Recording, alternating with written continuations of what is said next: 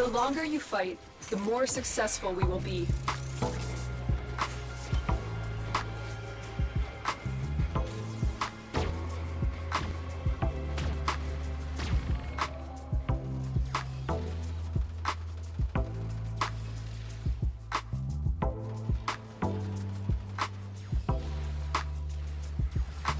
That's good, everybody. Hope you all are doing well and staying safe. We're at 14 hours now, 15 minutes. Just cruising it along well. About 3 hours short of the 48-hour mark, but I'm doing alright on timing. Isn't the craziest. Need to pick it up a little bit more, but doing alright. Making the best of what happens.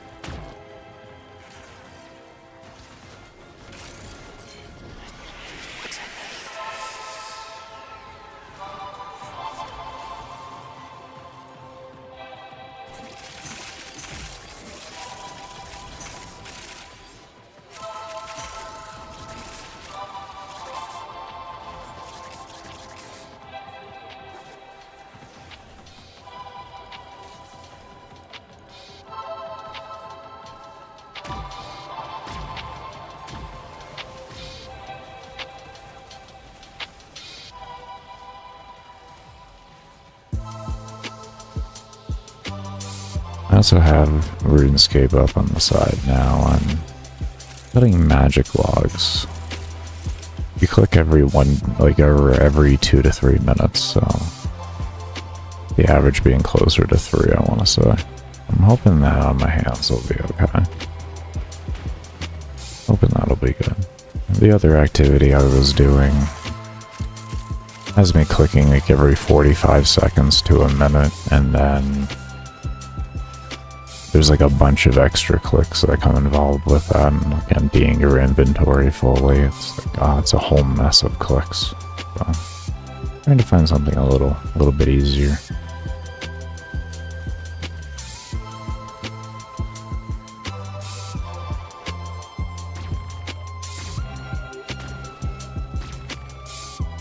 Let me see. Can I window capture SRS?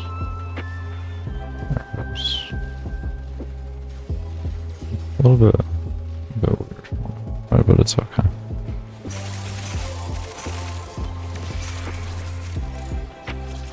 Oh, I do not have my guys out at all. Yeah, that should be okay. There's hardly anything out here. Let's see how this feels anyways. Oh, I didn't even have my shotgun involved. What was up there?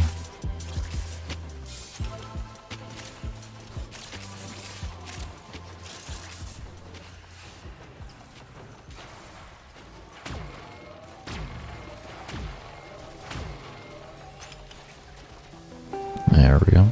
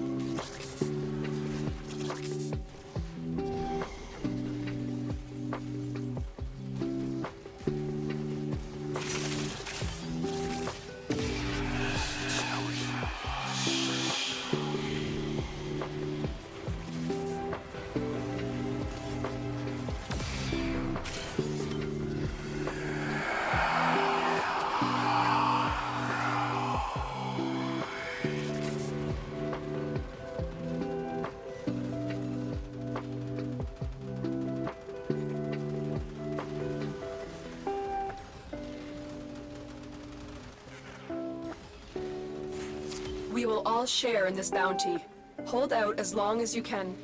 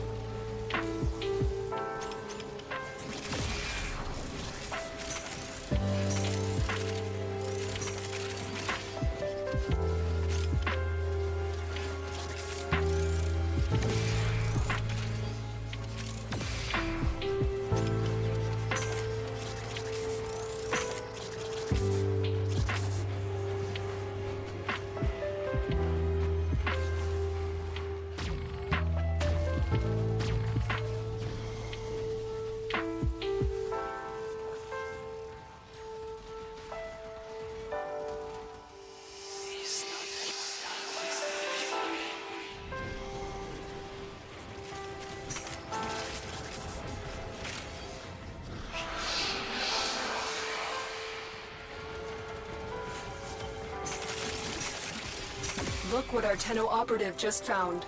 They could not do this without you.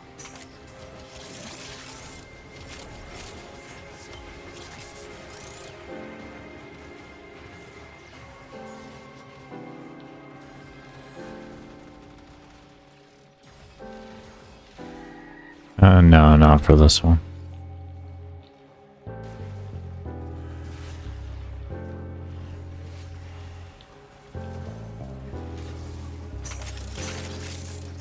I do use Vault on occasion, though, for a Spectre, but not for this run.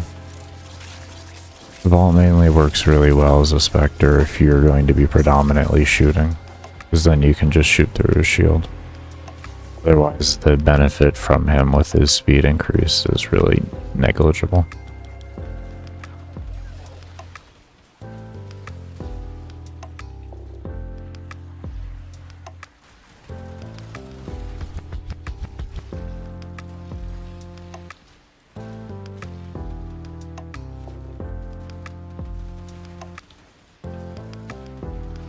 Yeah, Octavia isn't bad. I got 200 Octavias right here.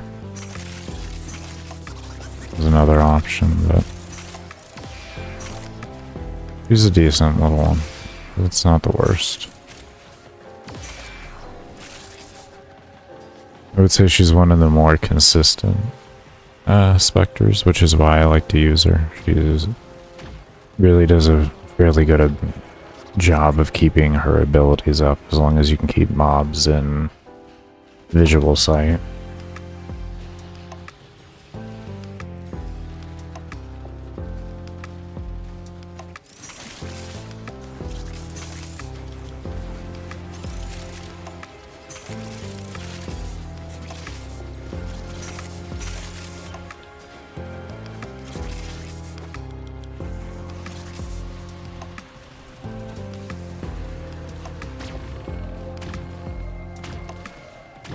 Mind if I ask what's going on? What do you mean? In what way are you referring to?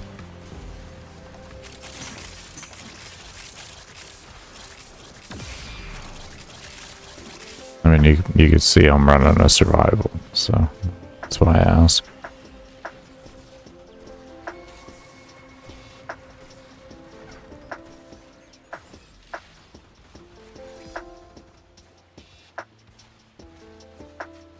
Like, what actively is taking place in this stream? What does that even mean? I'm in a survival. That's what's actively taking place in the stream.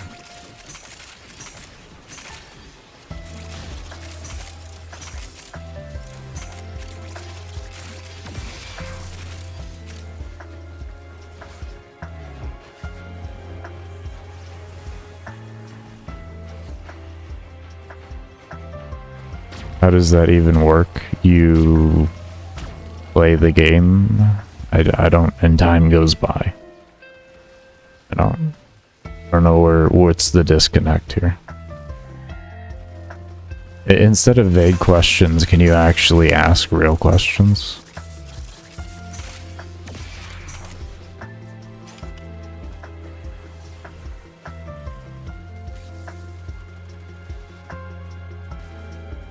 What do you even mean? How to, like, that's what I think. That's not a real question. How does that even work? I don't even, not even real.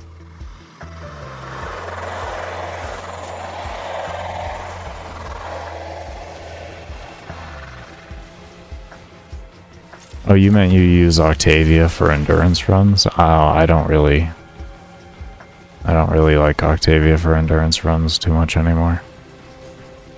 Not that she's bad, it's just if you want to use her and her actual abilities and such, it's carpal tunnel inducing. It's not fun. I don't mind using her as a non-stealth frame. Now that I don't mind. It's not a bad deal.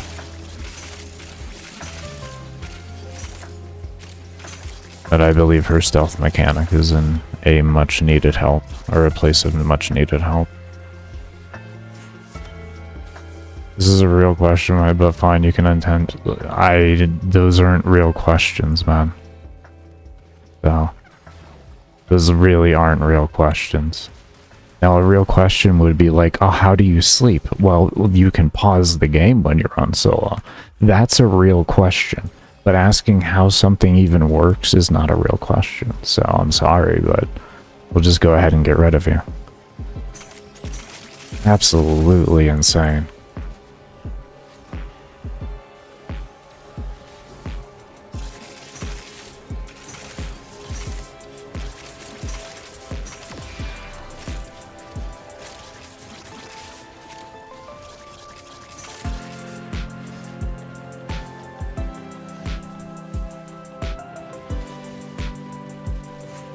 We will all share in this bounty. That doesn't really help to reduce the chance of crashing.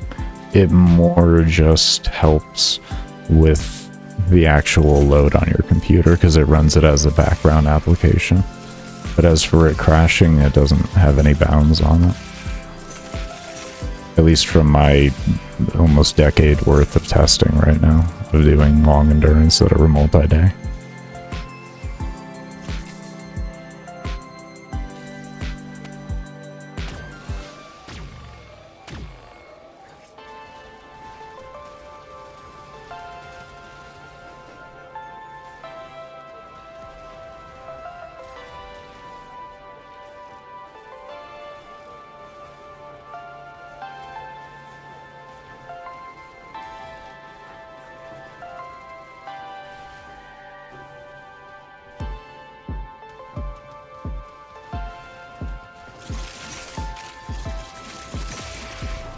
The longest I've had the game running in one mission was 11 and a half days or something like that, so.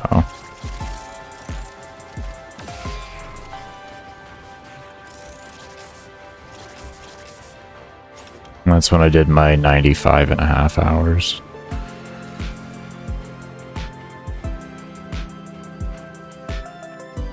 Which is the current world record, at least to my knowledge. I haven't seen anything. I've seen a couple of videos of people attempting, but none of them got over like 20 hours. How's it going? Hello?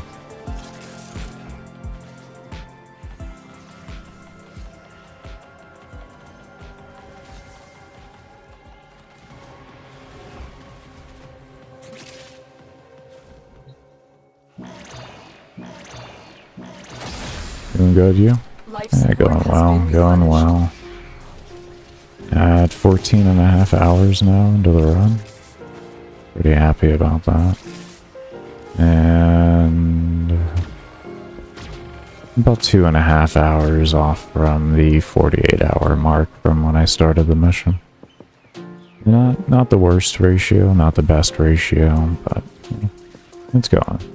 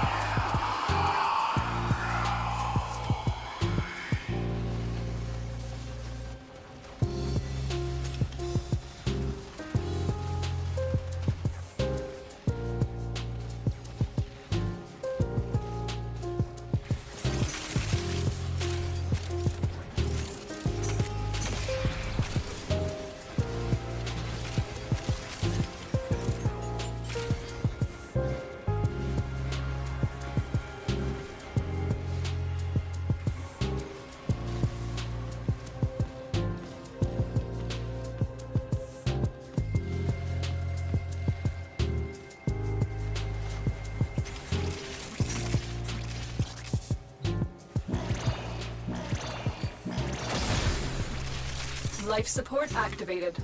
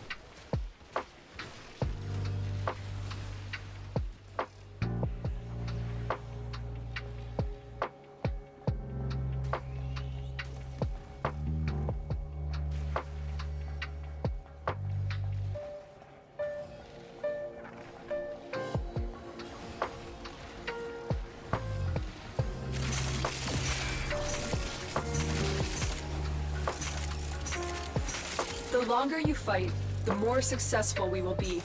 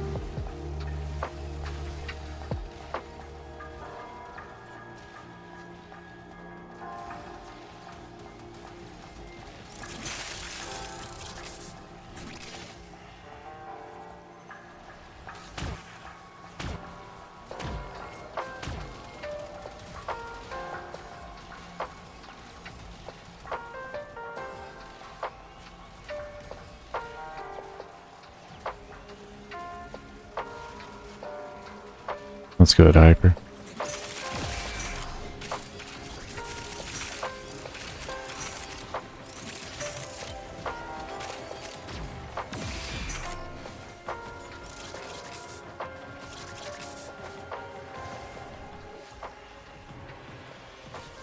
Actually, I think I'm gonna go ahead and take off OSRS. It really doesn't have a purpose there. You probably hardly even see what's going on in the game. And I'm literally just woodcutting. Literally just woodcutting. I think it would make more sense if I was, like, well known as an OSRS streamer. And then there was people frequently asking if I was playing. That would make more sense. Read the room, Baker. Read the room.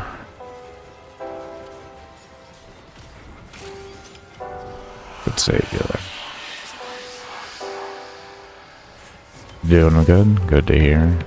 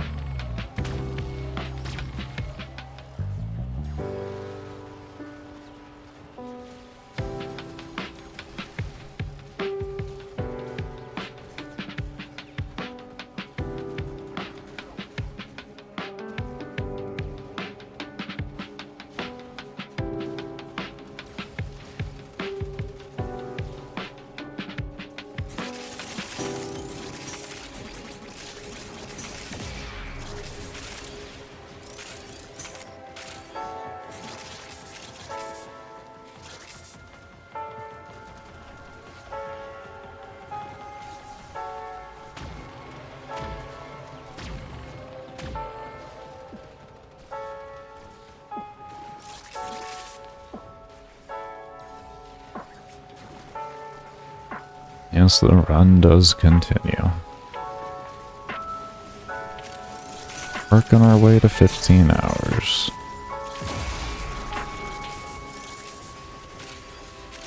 $23 off? Something like that, 23 minutes. Yeah, 15 hours.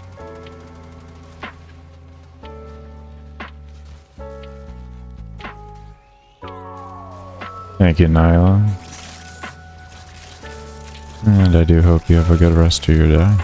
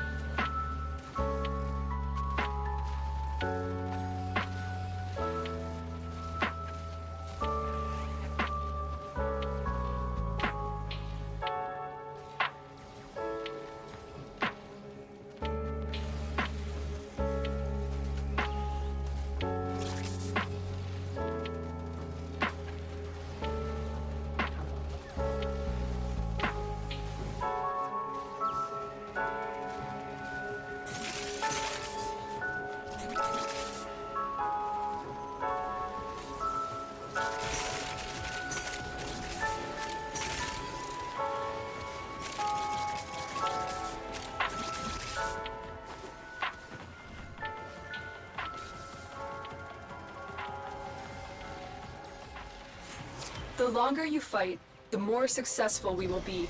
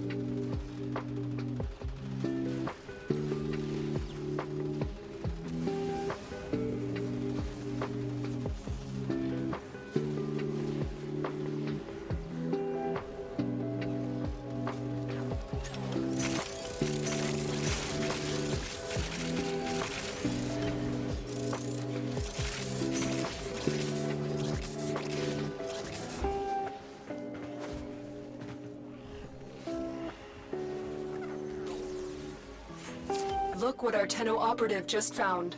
They could not do this without you.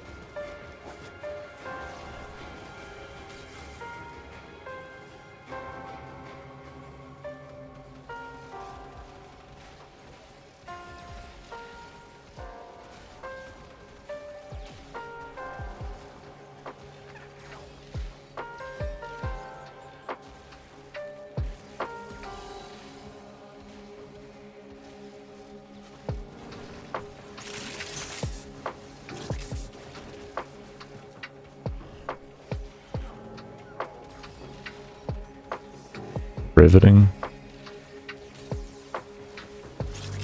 Yeah.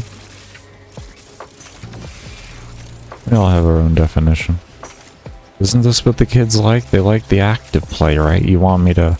Okay, hold on here.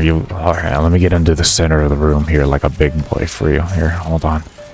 Is this... Oh, this is so riveting. Oh, man. What a difference. I tell you, active play? What an insane difference on just how. Just wow. Wow. Just so wow. What a difference.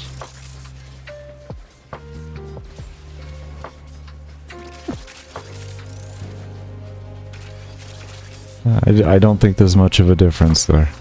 I clear the room faster. I overloot O2 so that my oxygen doesn't supply or replenish correctly to what the game mode calls for. So I'm just doing a bunch of extra effort for literally no reason.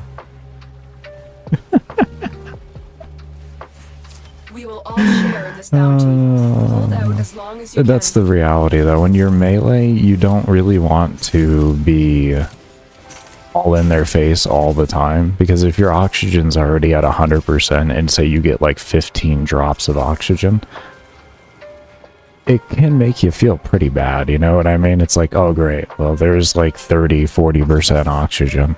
I hope I don't need that later on.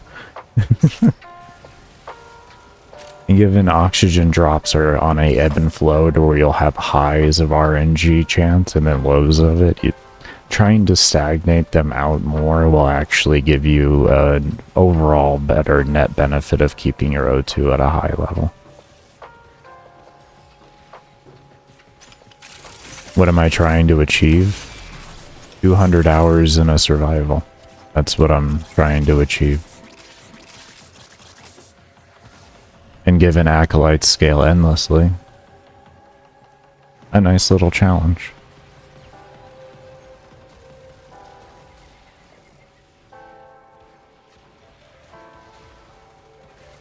Do your minions trigger Fortifier? I don't know, I'm not running Fortifier. Exclamation point build. It's a very short overview, but there will be more extensive videos coming out after. I just figure if anyone wants to see the build, because I get complained about it a lot, here you can take a look at it in a short little video with some like overview. Unemployed challenge, more like I'm disabled and just trying to do the best I can with life. Dante Spectre, right over here.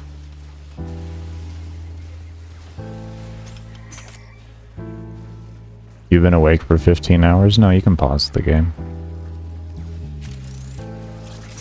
Don't be sorry, you don't know until you know. For most people in the world, I would definitely say unemployed challenge, so you have a right to come in and say something like that. Theoretically, I mean, you're not wrong. I don't work.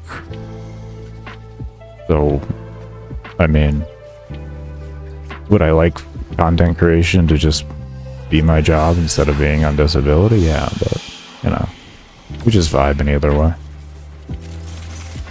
We're just vibing either way.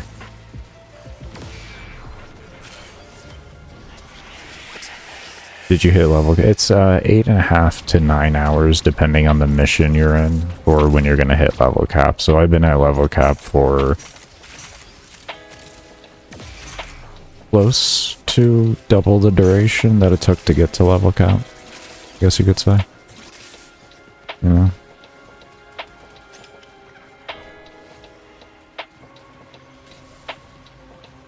Will I ever be fulfilled by completing this? Will the satisfaction of completing this be more than enough? More than the time you spent doing this? What are you talking? What? It's a test I want to do. What is... What? I'm having fun. That's it, man. I don't know what more to say to you. Like, this isn't suffering. I hate to break it to you. I'm enjoying myself. This is what I've been doing on this game for a decade. Is doing long runs. I enjoy it. It's why I literally started Warframe, was for Endless. What's the loot count looking like? I don't really know. I don't really pay attention to it. You'll see it at the end of the run, because I had to like pause, and then that like cuts into my time per day, and I already got to play a lot of days to get a reasonable time on this, or a lot of hours in a day. So, oof. Oof. Oof. Oomph. What I can tell you is we've killed 205 acolytes. And we've only made 3.4 million credits. Let that one just sink in. I've been in here for 15 hours almost. And I've only made 3.4 million credits. I think that'll let you know what the rest of my loot looks like. Wow, that actually is some of the... I'm so happy I'm not in here for the loot. I'm so happy. Oh man. Oh man. That is so bad.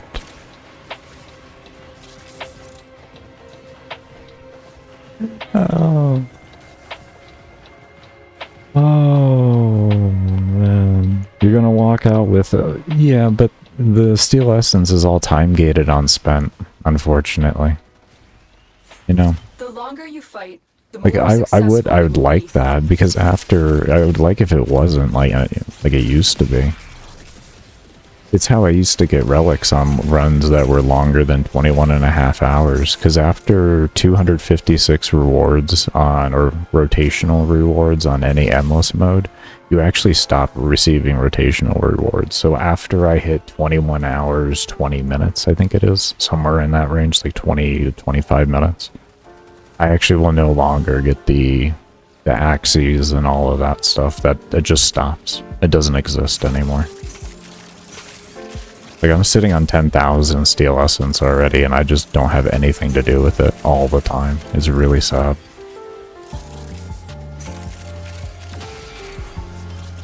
All because one guy wanted to lose his mind while he just rolled Kuva. And I think he has the right to lose his mind while rolling Kuva, like rolling a Riven with all that Kuva. Bring back. Bring it back.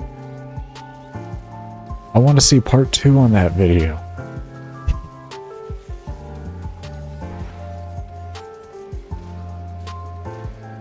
Most legendary head slam on a desk you'll ever hear. Oh.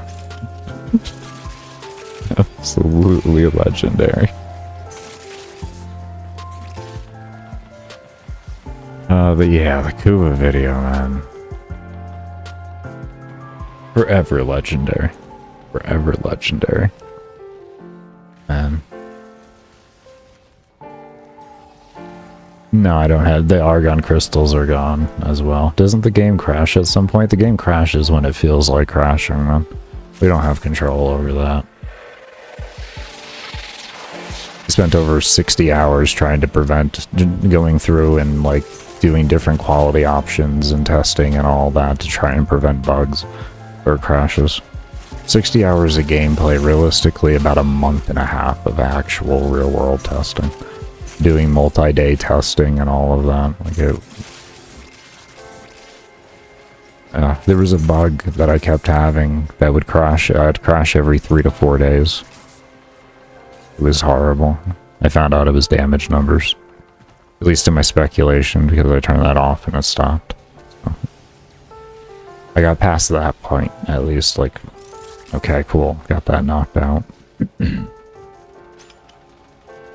But yeah, I mean, that's part of the game at the end of the day. That's literally just kind of part of the fun for it for me, is I get to figure out more things than even just a build. I got the build now, I gotta figure out how to make the game work for me better. Have it at its best optimized point and all of that. It's all just part of the fun of it all. More than one thing to figure out. I'm gonna have acolytes eventually at like level anywhere from 45 to 50,000 by the time I'm done with the run. It's gonna be crazy. I'm gonna love that. I foresee the acolyte fights going on for a good minute. Yeah, I do. The longest acolyte fight I've had so far was like level 12,000 and change, and it was like 3 minutes. That was an experience.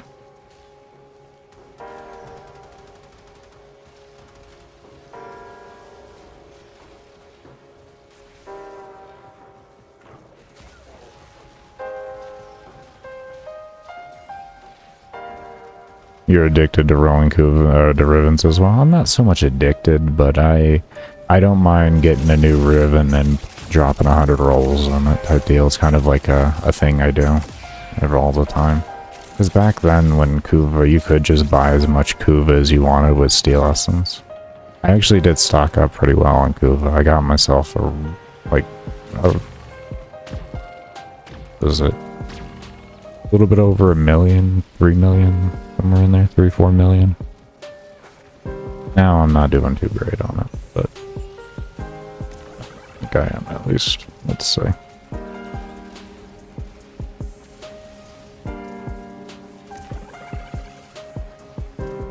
I still have over 1 million Kuva. Okay. Just over 1 million. It's gone down over the years because it's been gated. I can't help it.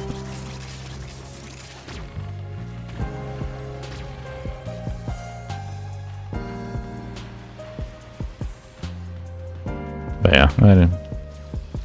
Somebody that doesn't mind putting over 100 rolls into a ribbon and stuff like that.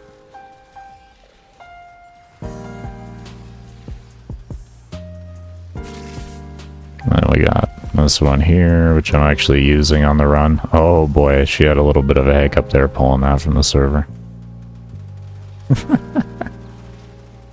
A little bit of a hiccup trying to pull that from the server. Look what our Tenno operative just found. They could not do this without buddy. you.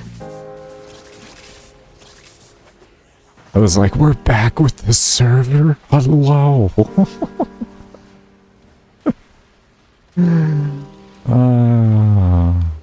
Man. That shot my RAM up through the roof. I am gonna do a free minute. Just gonna fix that situation.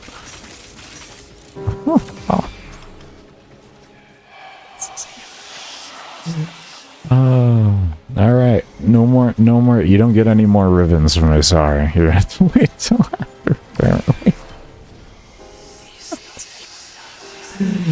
Oh, we're gonna crash the game doing that one. Which tells me I'm not going into my loot panel until the run's over. I'm probably gonna crash as well if I try to do that at some point.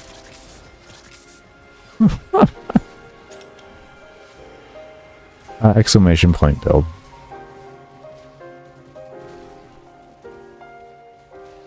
It's a short, the video says it in there. I don't need to keep saying it. It's in the video. I literally say it. Why am I repeating myself? I already recorded it, so I don't have to repeat myself. Absolutely ignorant, Baker. Absolutely ignorant. Well, there's 15 hours. That's a nice thing.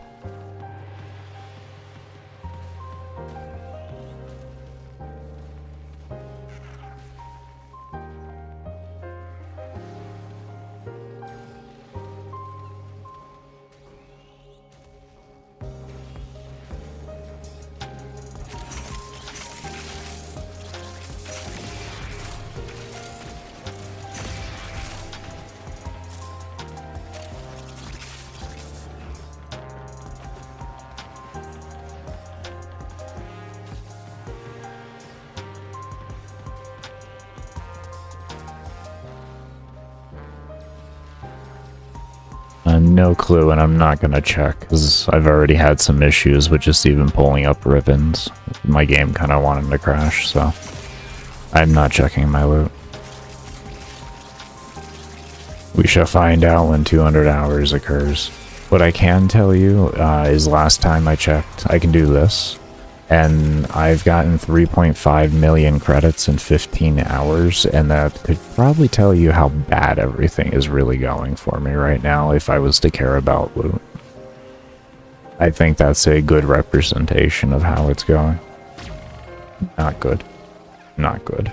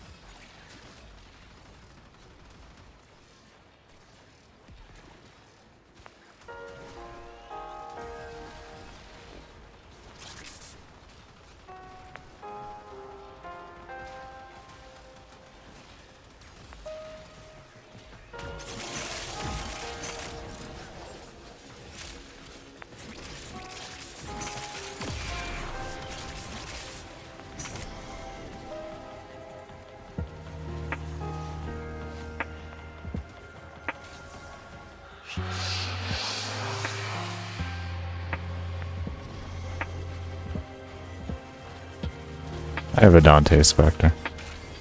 That is how I'm getting that currently.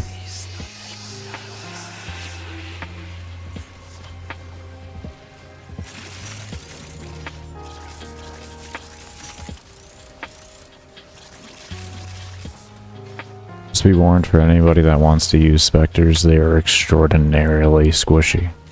So if you're asking, like, why are they sitting here in the back of the room, only doing things on occasion, it's because I'm playing a mission to protect them the whole time.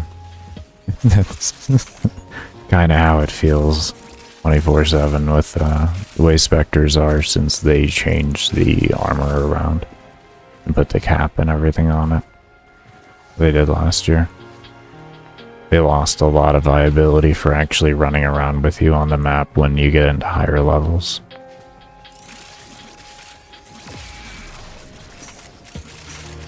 It's very sad.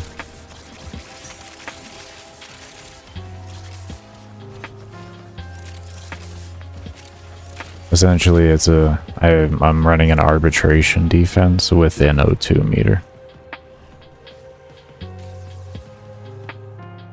That's how survivals feel.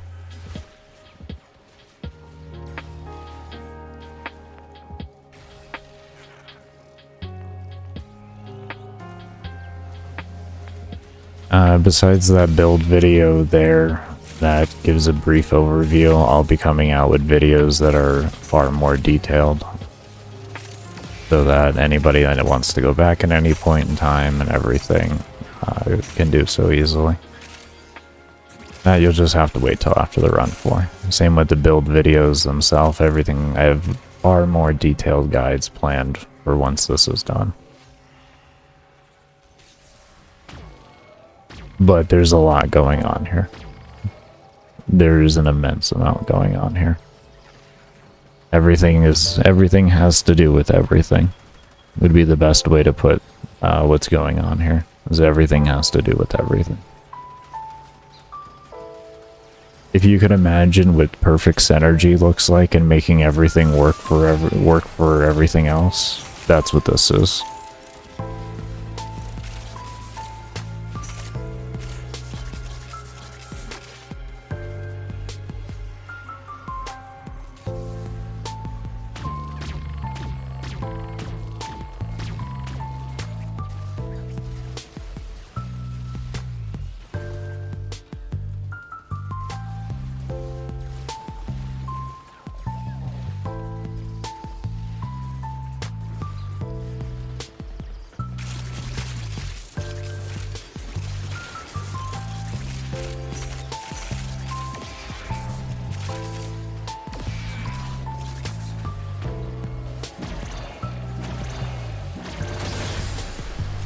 Life support activated.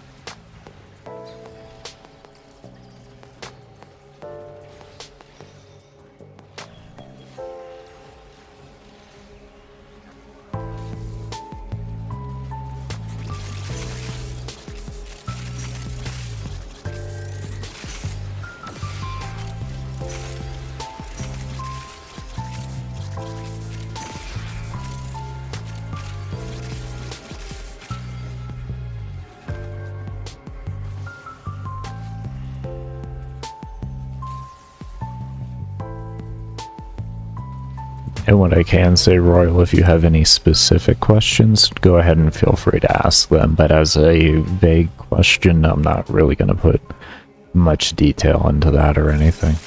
But you can ask the actual, like, anything you're confused on or anything like that. I don't mind answering that. It's just as for giving you the entirety of the strat. First off, I'd have to actually make sure I jotted down all the notes to make sure I had everything. Because there's a lot, and I know I'm going to forget things. I even forgot to put common sense things in that short video, such as the evolutions that I used on my Icor and stuff like that. So, yeah. As for getting anything actually truly reliable off the top of my head, that's as detailed as like a vague question as such. No, I can't give you anything reliable.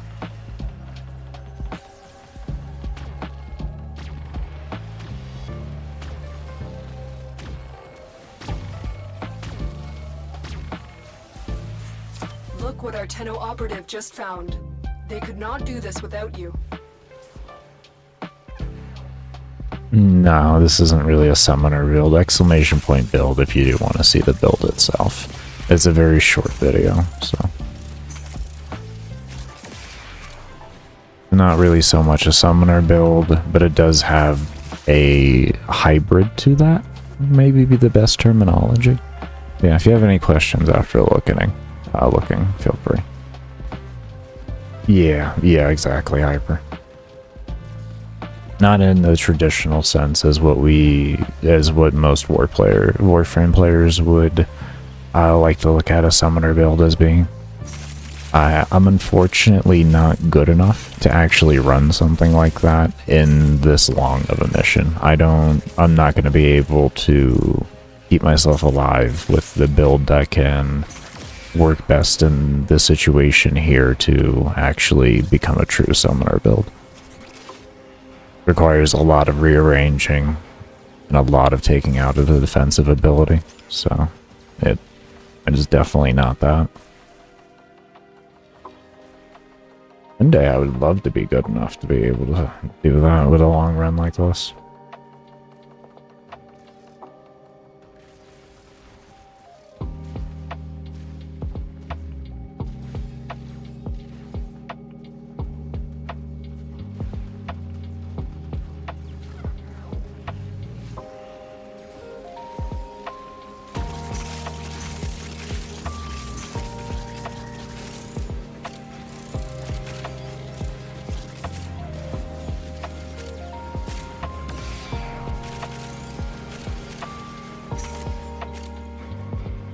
Yeah, that's my plan, 200 hours. Longest I've done so far is 95.5 with mag. If you type in WR, there's a link to find a little bit of that. You'd have to actually go through my pods to find the rest of it. I believe I may have a playlist for that one. Oh, I actually should have just had the playlist in the link. I'll have to fix the command later. Nah, it's whatever. Yeah, only extracted because the game went haywire. I couldn't even loot anything without dropping down to like 3 FPS. And when acolytes are over level 12,000, you really don't want to have to deal with that.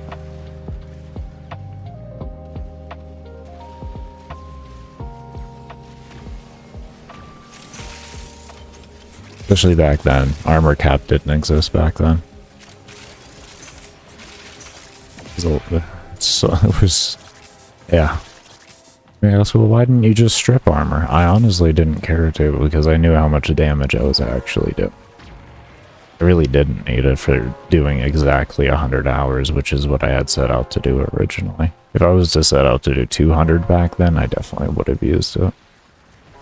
But 100 I didn't need to with mag. I already had a build that made magnetize hit for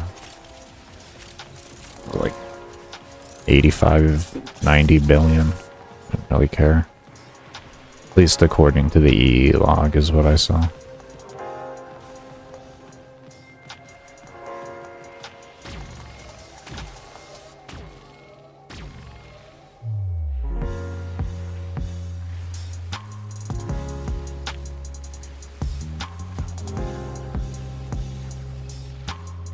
Now you can pause on solo.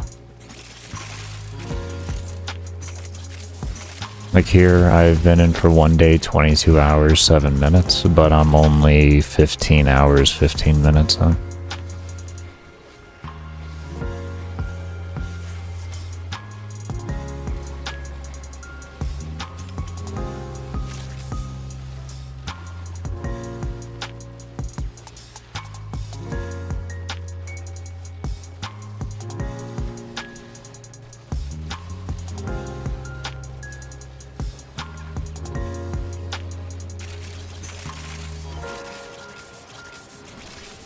I have a Dante Spectre sitting in the back. This game is amazing. It has a lot of complexity to it.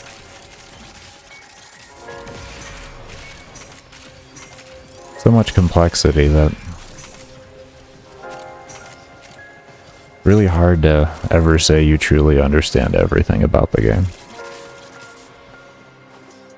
No matter how many hours you spend on it.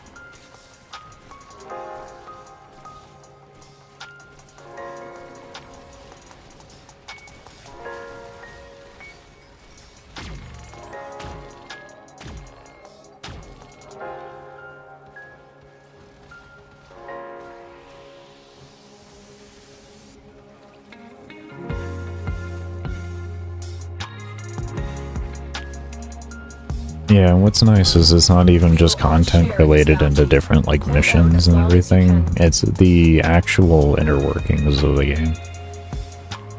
There's so much to unpack and all of that. The way of all its like math systems and just ability to make things work with each other and all of that.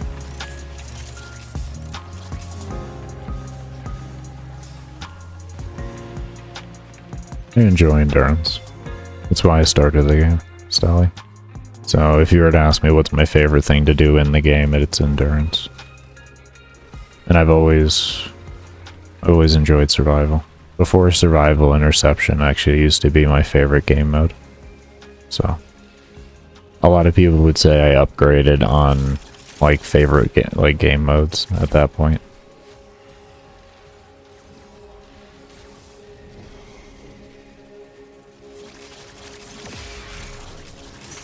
Oh yeah, is it fan? Yeah, I'm sure it is. I'm sure it is.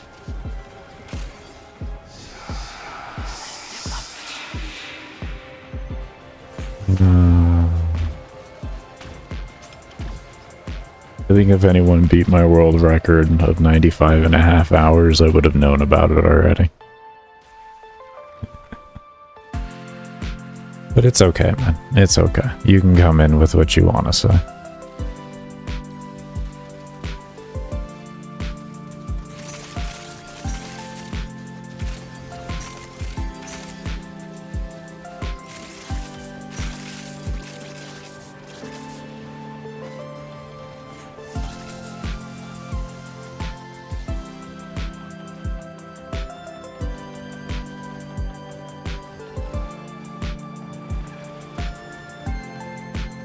Yeah, there's a lot of different types of synergies you can create, and with all of those synergies, you can also have different play styles involved with them. It's really, it's a unique thing, and to have them become viable as well is it's a rare thing you find. Most games, you have a bunch of different builds and everything like that, and all of that, or talent configurations, or anything you want to call it. But there's always one that kind of becomes so dominant that doesn't really make sense to use the others. And Warframe is not really so much like that. I mean, when you get into hyper efficiency for farming, that's a different question, or that's a different statement. There is actually clear-cut metas for hyper efficient farming. But outside of that, it's really just whatever you want to do with the current state of the game, at least, because it wasn't always like that. It definitely has not always been like this. The game used to be far more limited and restricting. Like, you felt like you had...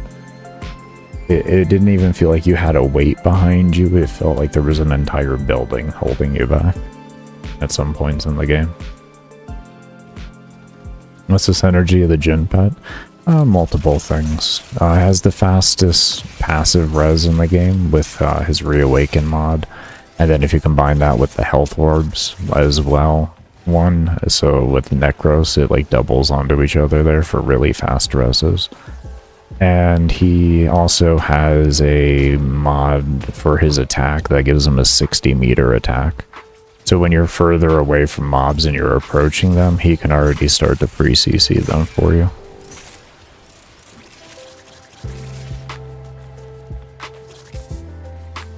Making it, obviously, so you don't take as much damage and stuff like that.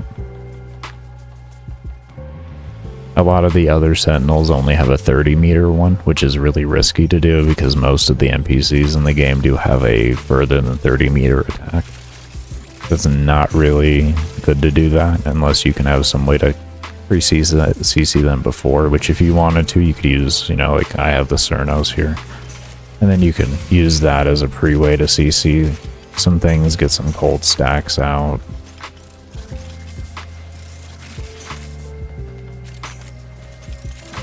Oh, like the pet's interchangeable at the end of there. The companions are interchangeable based off of skill level. I would recommend if you're at the bottom of the skill level, like I've built this entire build to be around, you'd pretty much just be looking at what I run.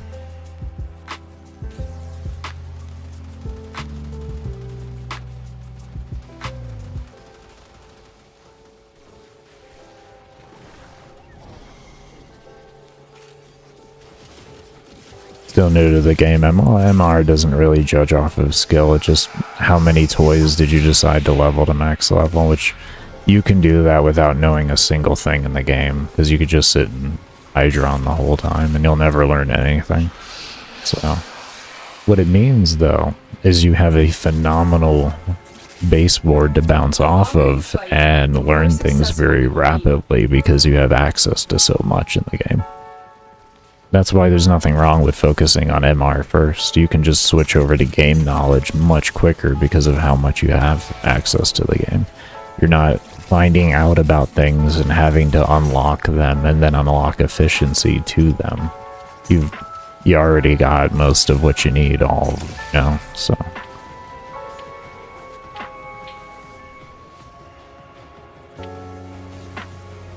You have absolutely zero clue of what you're watching, holy shit. Well, if you have any questions that may have things that are perplexing you, feel free to ask. You're glad that they're making early game changes and that they are, because you remember your early game being actual hell. The early game in...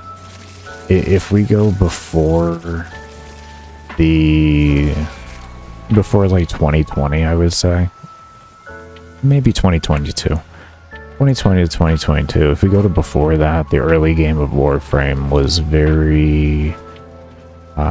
a little too free, if you will, in the regard of they didn't hold your hand enough for how complex the game gets. And you feel like suddenly, like, you go from having to barely know anything to, like, this vast fucking field of needing to know everything, and it was very overwhelming. So yeah. I could agree with that. Can you tell you more about the Spectres? You've never used them? Oh, okay. A baseline with Warframe Spectres, you can equip them with a actual full loadout. They won't carry over any of the mods, but they do scale off, like, their innate damage and everything. They carry over all the base stats of the weapons. Depending on the Spectres you use, they'll be able to have, like, different abilities used for them and all that. But,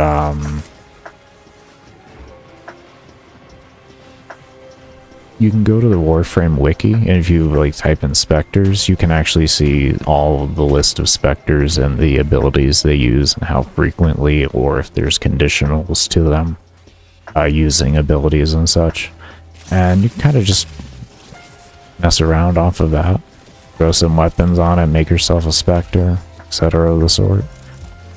You'll want to do rescue missions for your Spectres. What I usually recommend to people, especially that are later in the game, To make those missions feel more worth it, because they really don't have a good reward pool besides specters, whenever you see a rescue mission on for a fisher, that's when you just go ahead and do that rescue mission, and then this way you can get a passive surplus of specters without having to feel like you're going out of your way to farm those specters.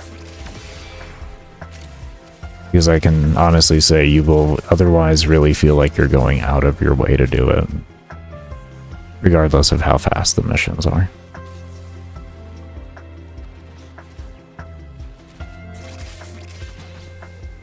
Okay, I'll just use that. As for the other specters, a lot of them are gained through reputation, and then Borrow also has some specters that he brings, a heavy gunner and a bombard. So. But like this specter here helps regen shield, he gives me overguard, and the other ones are more or less around to protect those two. So, because as I noted earlier, they are very squishy nowadays, so I just kind of build a little fortress around them to keep them okay. This mob here will put up like a frost globe shield like that what you just saw there. This guy here just is one of the tankier mobs, and does an AoE slow, which is kind of nice.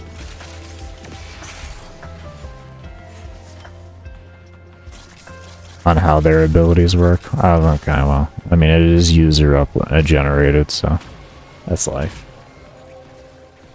God, you pray for one day that they buff the drop rate of hammer shot. You've done nearly 500 rotation A nightmare missions and nothing. You would say that until you were to actually sell the mod and stuff like that, because that's what keeps the prices at a nice amount and makes it worth actually going out of your way and doing nightmare missions.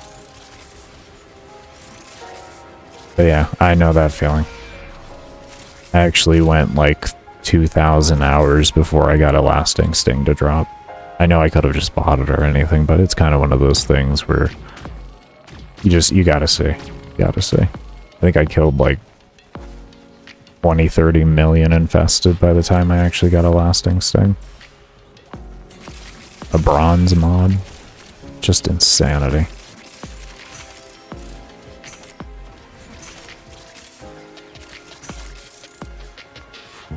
Look what our Tenno operative just found.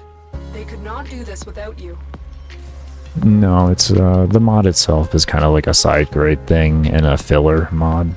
It doesn't have any like true mandatory use on it, so I don't blame you. I got hammer shot way back in the day when it was still like the drop rates were they were low, like you could just get it relatively easy, so it's kind of one of those benefits of way back in the day. They changed a lot of the drop rates on things, which I don't really think it was bad too. There's been too many markets in Warframe that have been absolutely massacred, and it's nice to see some markets still have a robust feel to them in the way of their pricing. I think it's great. I know from a buyer's perspective it's not great, but from a totality of a seller's perspective, which the fact that you can actually have the premium currency for free on your end, of course someone had to pay for it down the line before you, but having your time actually worth, you know, the plat you make worth your time is it's a nice thing.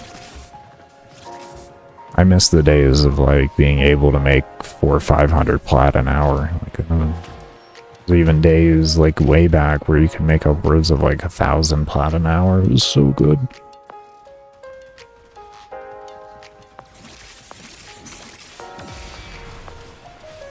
Nowadays, from what I can see on the pricing, like, I don't even care. That's why I don't care about loot at all. The markets are so shot. Markets are so shot for the time invested.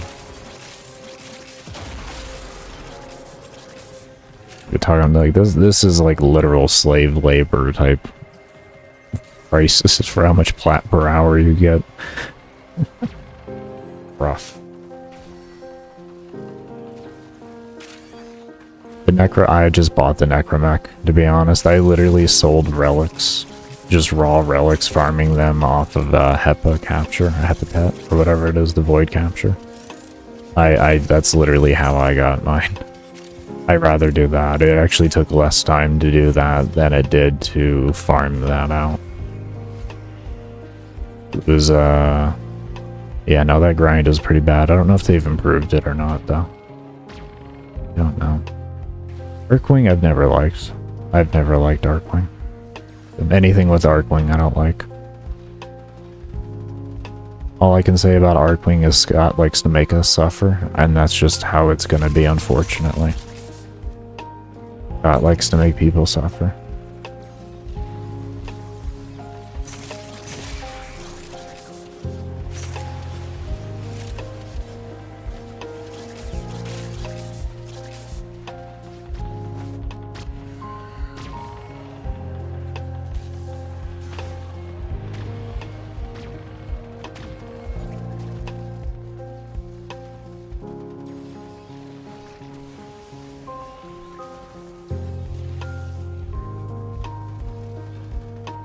I could see something working like that, Hyper. I just don't know how you're gonna actually reliably kill. I mean, I guess if you have a good... Whatever can just... you can lay down on the floor. If you have something like that, that'll work. You can pause the game, Nutella. That's how I've been doing this for 15 hours.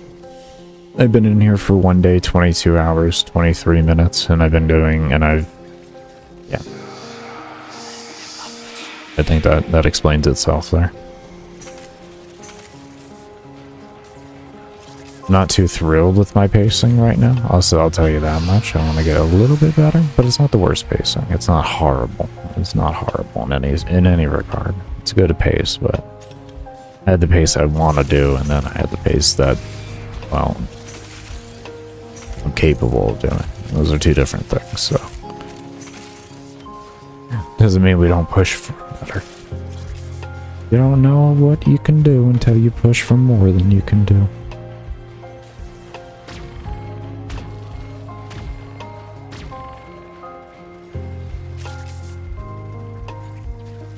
At least Rivens won't change because it's Rivens unless they rework things on a weapon, yeah. I would agree. Somewhat. Not.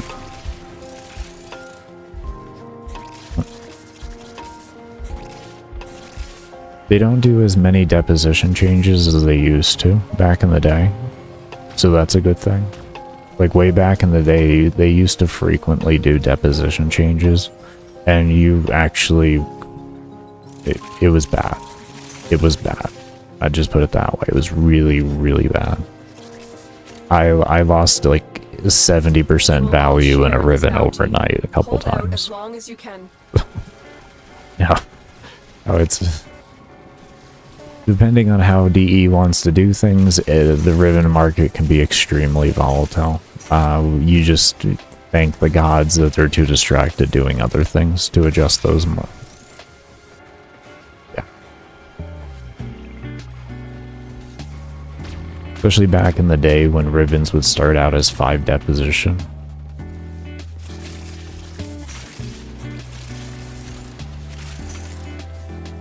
And then you had the days where they started out at 1 deposition. Now they're at 3 deposition to start out with.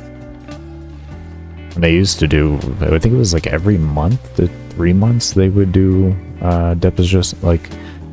deposition changes and everything based off of the usage of the item itself. They would just update all the time. Now it seems they kind of things have stagnated out more with that. They don't change them as frequently. That, or because of the amount of content creators that make build videos, maybe it's like more of a solidified meta, so things don't really change around that frequently due to it. I don't know. I don't know. It's a channel called The Relaxed Movement. In my description below is a link to the channel. He has been ever so kind who let me use his music on my streams. I think, what are we at now here? 3.5 years of him letting me. Very grateful. If I ever get into a position to where I can thank him appropriately, I've given him money here and there when I could afford to, but yeah. Especially back when I was a full-time Warframe content creator. I tried whenever I could. Never asked for it, but I mean, I love his music as well. I think he does a phenomenal job on it. And I hope he's able to always keep doing it.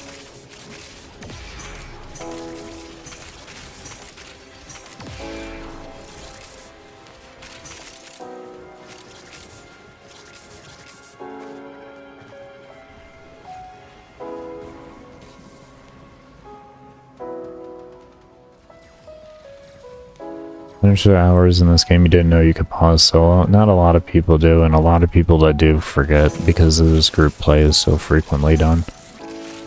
So, understandable.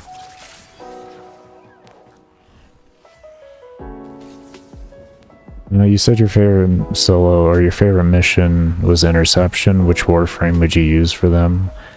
This is way back before they even did like the changes with Eximuses and such, so I don't really know how well they would work as for what I would use back in the day, but Rhino and Frost were my main ones for level cap. With Frost being my favorite for it. I loved Frost for solo Interception level cap.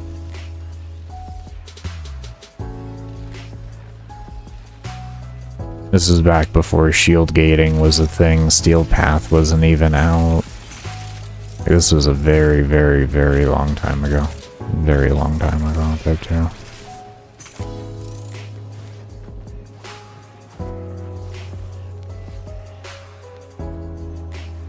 Asta actually did 500 rounds solo.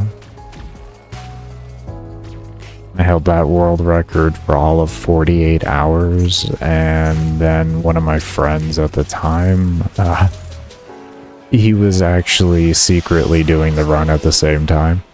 So when I beat it, like, he just 2 days later, like, did 515 rounds, just to link me it. It was great. I laughed so damn hard. I laughed so damn hard. That was my introduction into the endurance community, more or less. That was my introduction. Because I got a world record, held it for 48 hours to have a friend beat it. It was like that. I like this community. I like this.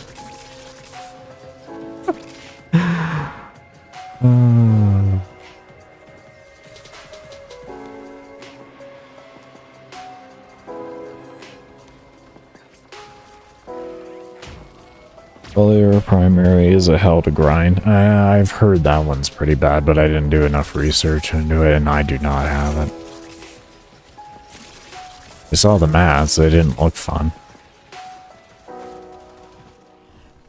Isn't that the, oh, what is that? The Zeramon one? The one, the area that's all the way over on the more successful we will be. Left-hand side, upwards. Broken ship looking thing. Isn't that that weapon? Or isn't it from that area? I think I'm thinking of. Or is that the one from Deveri? I don't remember exactly. You don't get how people forget because, like, it's so easy. You learned it and never forget it. You never do well, that's why you never forget it. What are my current main/main? I don't have a main in the game. I just, whatever I'm currently working on, that's what I'm working on. Nekros is that. After I'm done with this run, I'm going to be working on Zephyr. It'll be the next thing. Like, I did 95.5 hours on Mag, and then a 33.5 hour as well. That was, while playing another game. And then, I was playing Balloons TD6, so I don't think it was anything too crazy on the clickness, so I was doing high rounds there. But,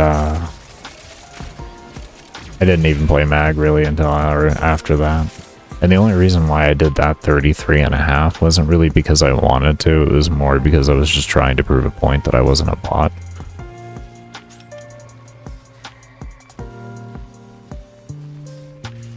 Like, I actually didn't legitimately want to do that run. I enjoyed it because I got to play around with Lenka again for once, and it had been a very long time since I've done Mag Lenka, but outside of that, I really wanted to test other things. Granted, I quit the game after that run, but yeah. Base TD6? Oh yeah.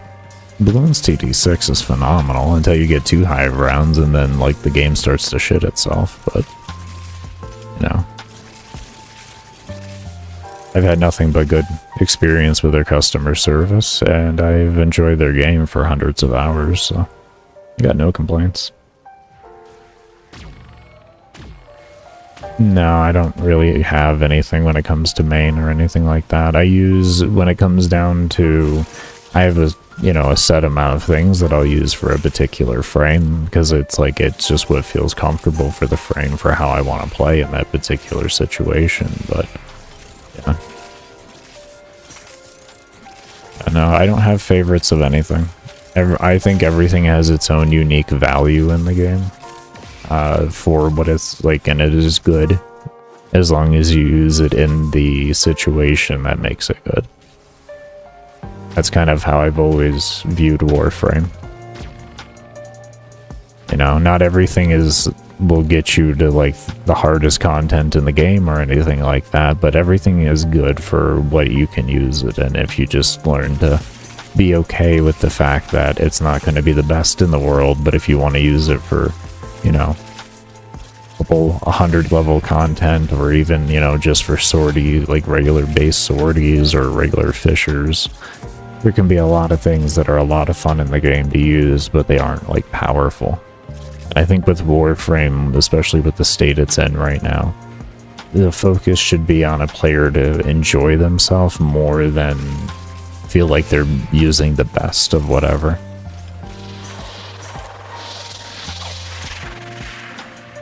And I think if you mess around enough, you'll generally find that there's going to be a wide variety of things you use based on the situation. The game's a playground right now, so it should be enjoyed as such. Never limit yourself to just a few things.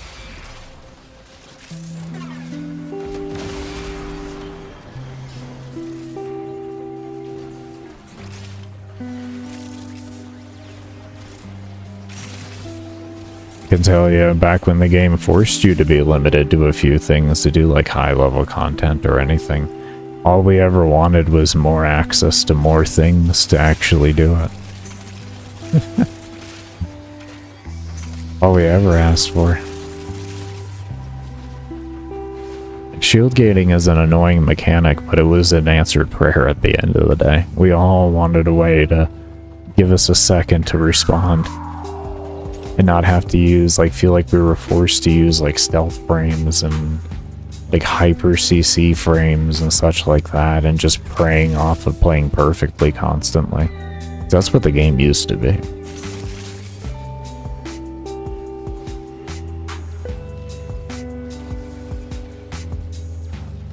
You were goated in BDT battles. I never got to play that one, like, in the way of a lot, but I enjoyed the multiplayer, a little bit of it.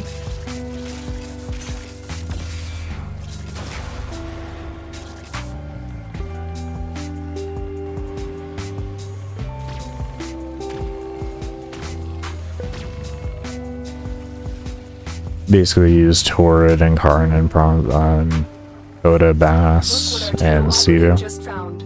They could not do this without you. Lyman, you find what you're comfortable with, if that's comfortable with your playstyle.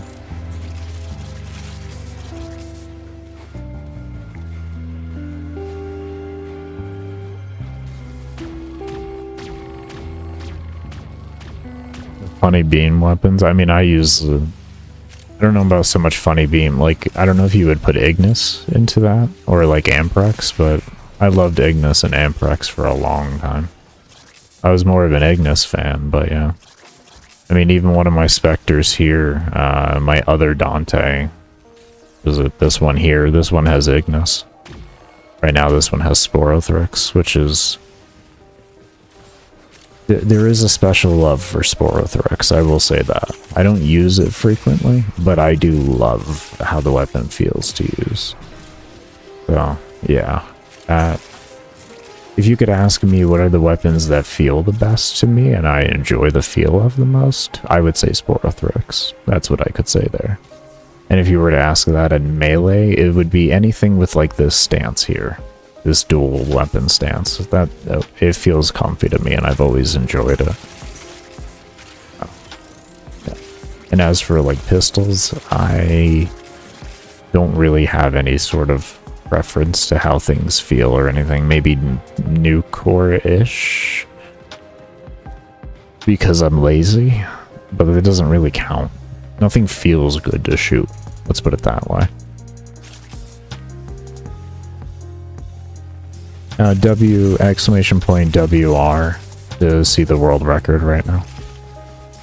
But yeah, I have it at 95.5 hours. If you do want to see the end of that run, you can see it there.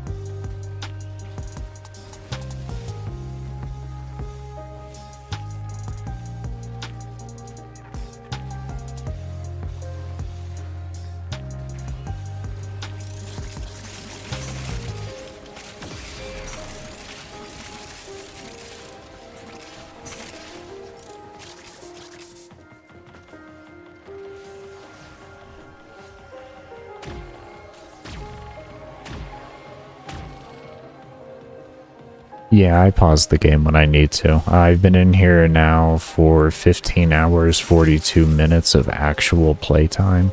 But the mission, or the actual, like, overall time in mission is 1 day, 22 hours, 39 minutes. I've gone to sleep and everything, so... taking care of life and all of that type of stuff.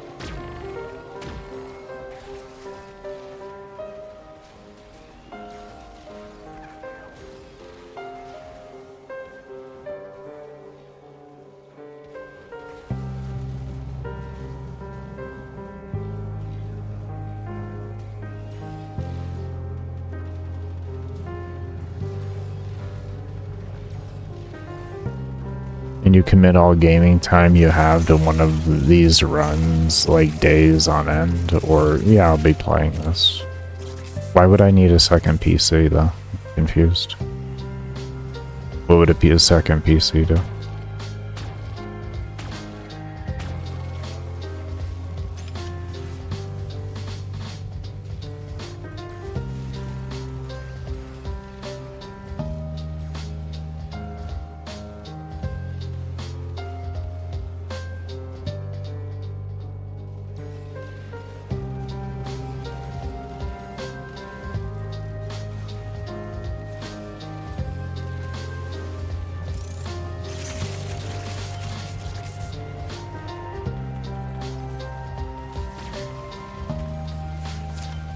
share in this bounty. Hold out as long as you can.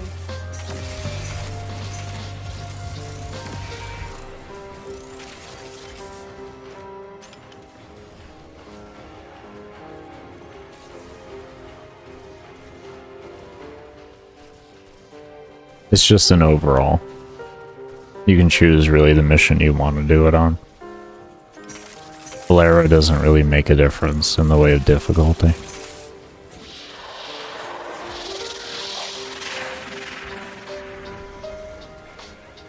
Invite? You should have asked, like, what, 15 hours, or 14, yeah, 15 hours ago? 15 hours, 4 minutes ago. You should have asked. Should have asked. And I already got the first rotation reward. If, you know what, if you can wait until the day that I actually feel like playing with other players again comes around, gotcha. Don't hold your breath on it. We got a better chance of the Messiah coming back again than that, to be honest. F? I know, I'm sorry. Can you even invite in solo? Listen, Hyper. We're just trying to have some fun. No, you can't, no, man. No. I'd have to extract altogether and switch the game mode and everything.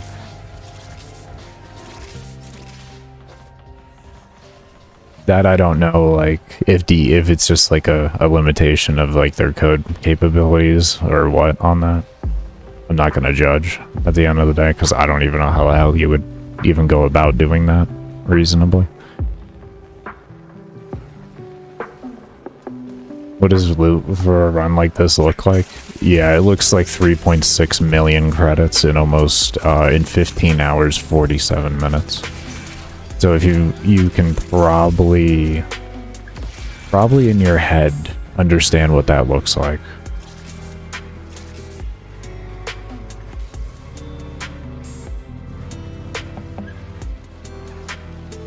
Yeah.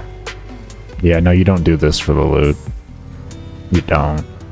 You don't do this for the... Don't ever think that sitting in a mission longer is going to result in more loot per hour or good loot per hour. The higher an enemy level goes, the harder they are to kill. The less that overkill becomes overkill. Oh. It's actually significantly better to sit in a mission for a short period of time and then extract and go back in.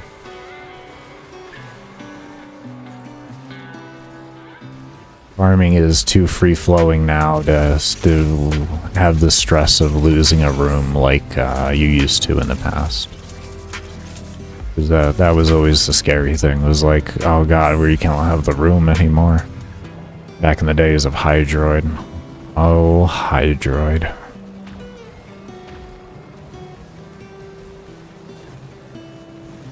Do the Hydroid Nekros Ivira strat. Pickpocketing into tentacles into a Nekros proc. Oh, and the loot was just...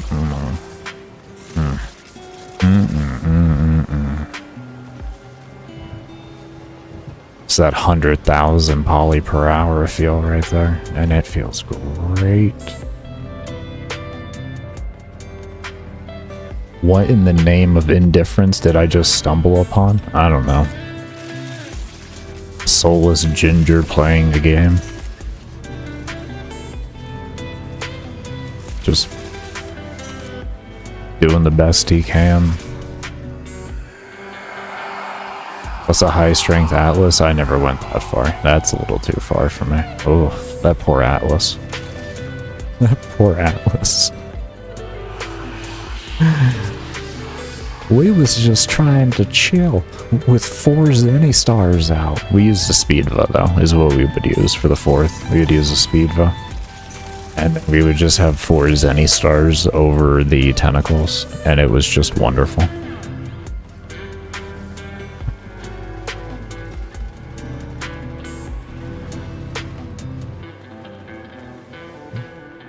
after 256 rewards in any endless, if we're rotational rewards stop, so you don't get that anymore.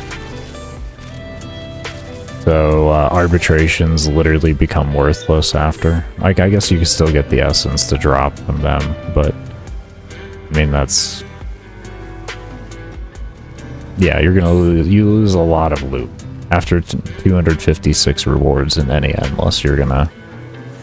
Yeah. The longer you fight, the more successful we will be. And the relic buffs don't make a big difference. I have, if you want to go back in my older videos, I have my 95.5 hour, which was actually in a Fisher. And you can see that it really isn't great. I actually give comparisons. With that video, I give comparisons even to other methods and all of that, comparing to how good is it really to sit in a mission and farm resources compared to going and doing individualized missions and then using that same amount of time to actually see if you would get more or not. And you'll spend about half the time if you actually do things to their correct efficiency in their correct locations. Half to even less than that. Yeah. Oh, like 5 hours or something? Well, that's not too bad. Like, if you're just going to the point of like 3 to 4 hours where like slow scaling occurs, most things should be able to hold up in today's state of the game. That won't be a problem.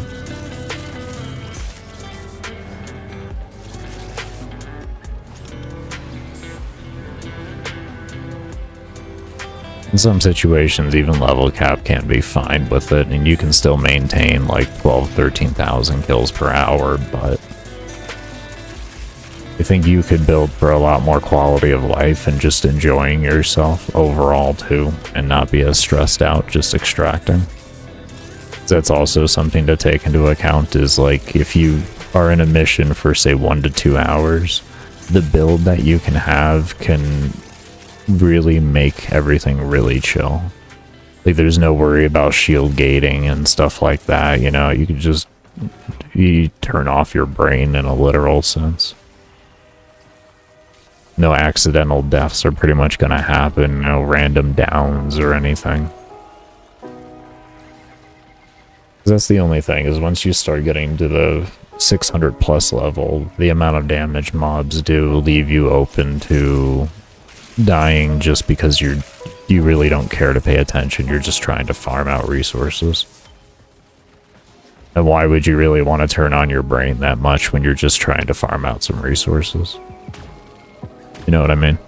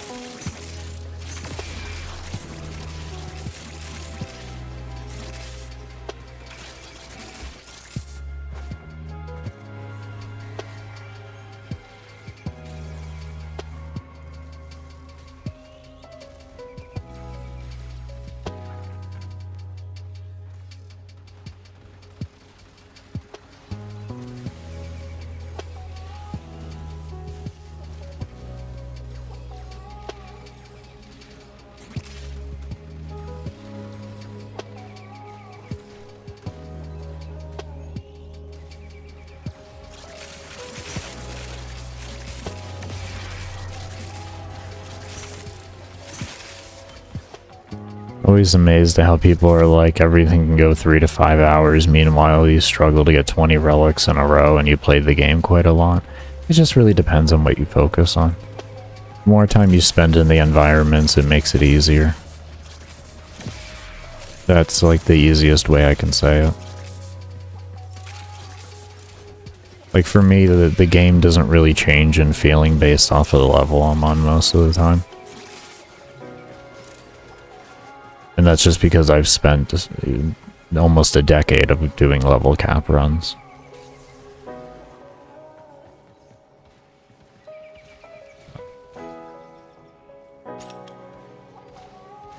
It's just something to consider on that. It's what you feel like putting your time into. Like me, I don't put any time into Fashion Frame or learning about the lore in the game or anything like that. I've neglected a very large portion of content that DE puts an immense amount of work into, and they're, you know, extremely well known for. I would say more well known for that than they are essentially anything else. The game is known for impeccable fashion frame, or fashion in general, and then amazing storytelling.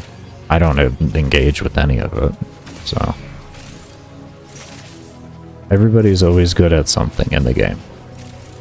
Just because someone goes the level cap and you don't, you probably know something more than they do in some field, and you're better suited for teaching people in that field than they are.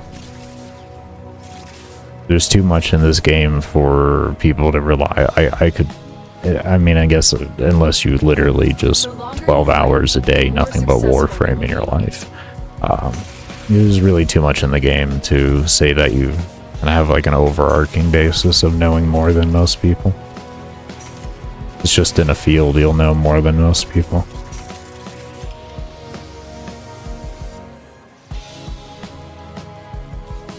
Your record is like 500 on Steel Path Cascade, but your arm operator looks good. Yeah, exactly. Exactly. Like me, I'm horrible at extremely active missions. I can't do them worth a damn. When you speak of Void Cascade, it literally, because I have to rest my hands so much, it'll take me about 8 to 9 hours to hit level cap in Void Cascade. It is a rough one. It is a rough one. There's a very... I honestly can say it's a hard game mode because of how active they make you be.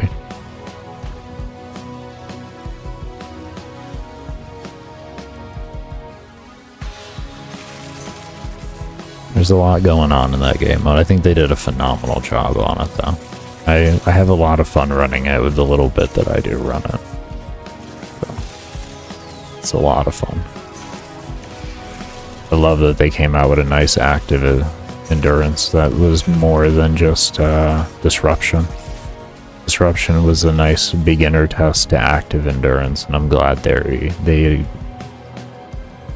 did and they continue to expand off of that kind of mindset. You really don't need influence. Influence is just a CC. As you can see, you can't tell me influence really carries. If influence carried, that would have killed everything. All it does is CC things. Anyone who tells you influence is broken and yada yada yada, unless I'm just stupid as hell, I think they don't do high level content. Or they strip everything's armor, I guess, maybe at best. Yeah, no, influence is just a really nice CC.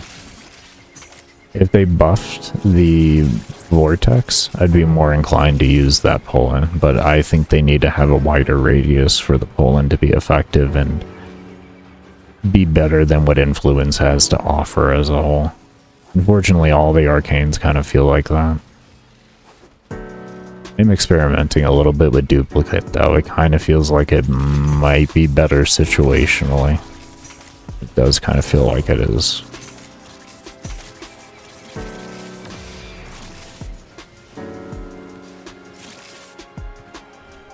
Yeah, man.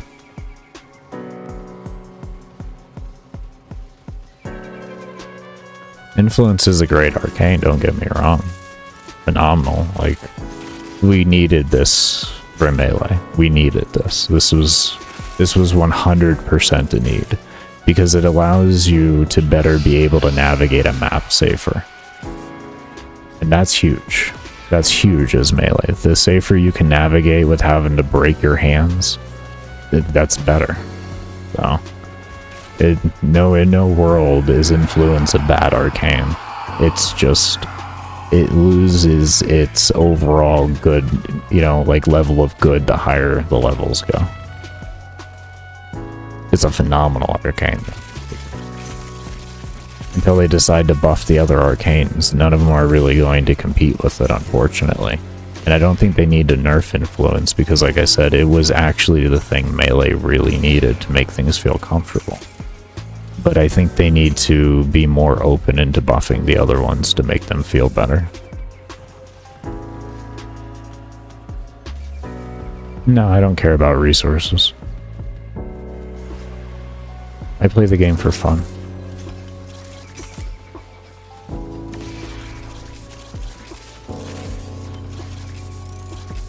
That's what I felt like with Duplicate, that it can be better, but it's very situational and you really got to build for it.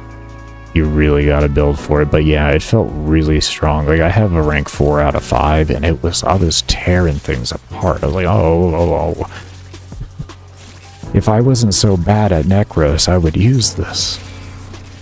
You may ask, what do you mean bad at Nekros? You're sitting here 15 hours, almost 16 hours, and I have a lot of defensibility on the build, a lot of defensiveness, and a lot of it is based off of just trying to stay alive with the build.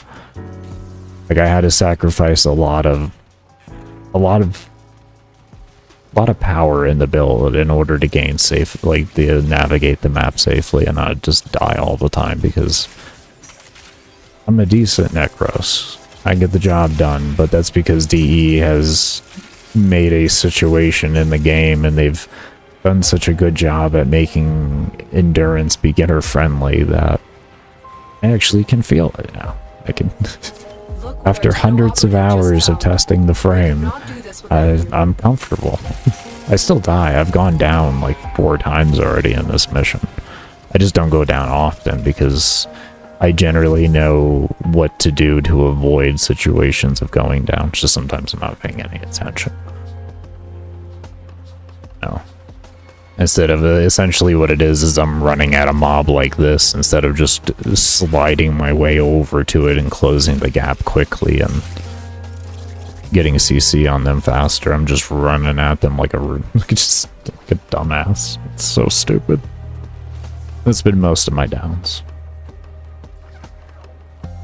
So stupid. Absolutely ignorant. Is that an analogy? No, that's actually a literal situations that happen. That's that's how I've gone down every time. Like that exact situation, running at a Jade Eximus, and instead of just sliding over to it to like close the gap quicker, I'm just letting it just shoot at me while I'm just running. Like, it's so bad. Like, why are you doing that? Why? Why?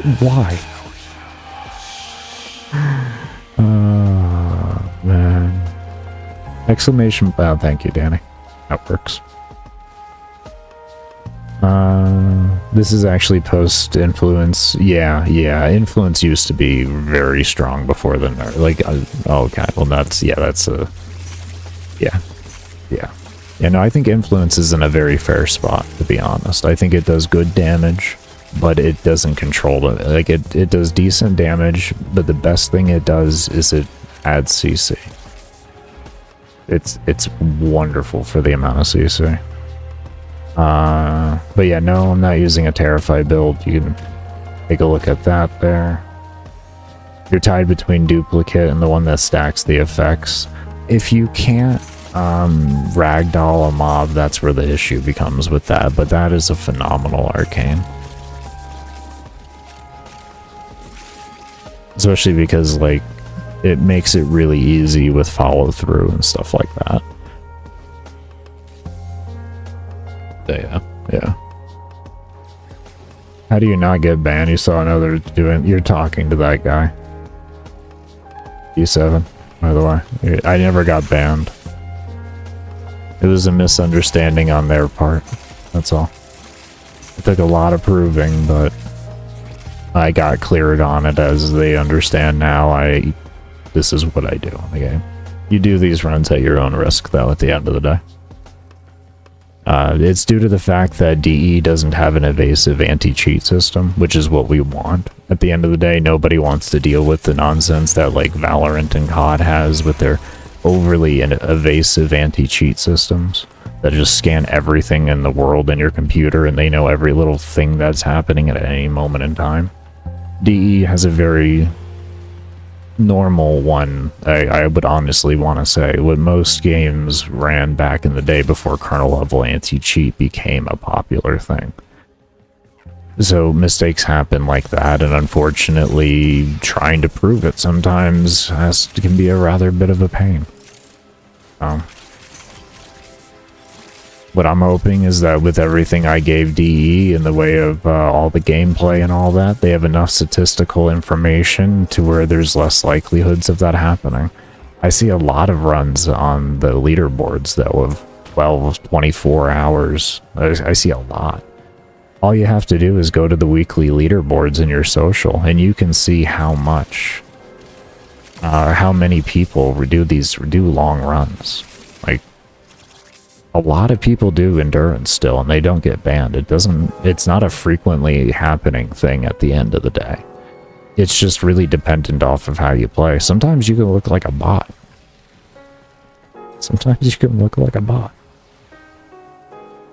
Do I think they're too heavy-handed on their punishment for it, and there needs to be some type of system to allow for the player to better prove themselves? Yeah, but I don't have a way to say what that should be or anything, so I don't believe that that's a reasonable thing to say. You know, unless I have a direct solution for it in the way of an idea, that it's null and void what my opinion is and what should and shouldn't be.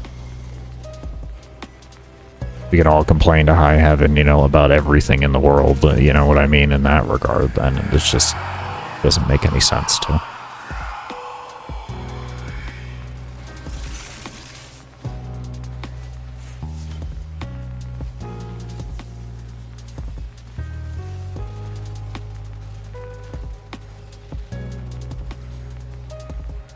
What is that analogy?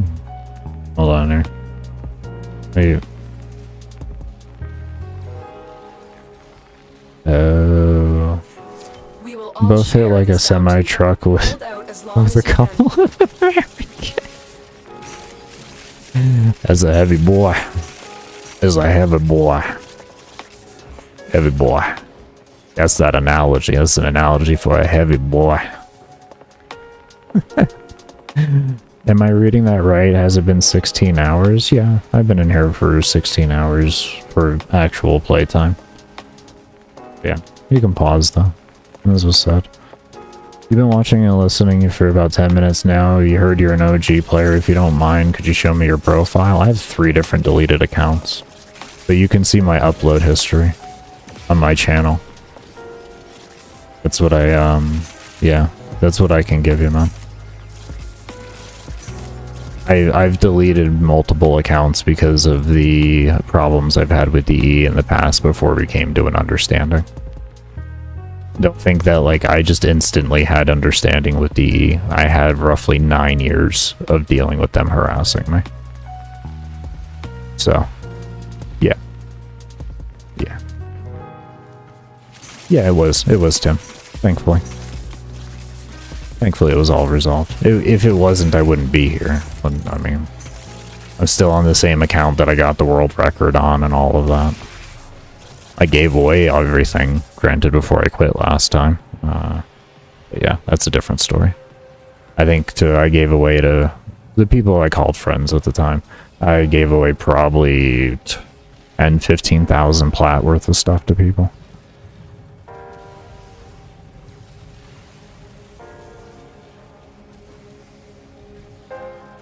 They never banned me. I was never banned. I don't understand people. I never in any word said I was banned. In any video, I said I was suspended. I had a 2-month suspension. I came back and I did 33.5 hours after the suspension, and everybody still thinks I was banned. I don't even get it. And then I came back again, and I did over 100 hours of attempting to do 200 hours before last 10 o'clock. But, I mean, that's what happens. I told everybody in my chat constantly, stop saying I'm banned. Please use the word suspended. People are going to get confused, and later on, everybody's going to be very confused about things. And here we are, a year and a half later. People still have no clue because the grapevine lied from the beginning. You're not in any wrong. You're fine. But the grapevine is the problem. I tried to fix it. I tried for I don't know, 200 hours, like, of actual streaming. I tried so hard.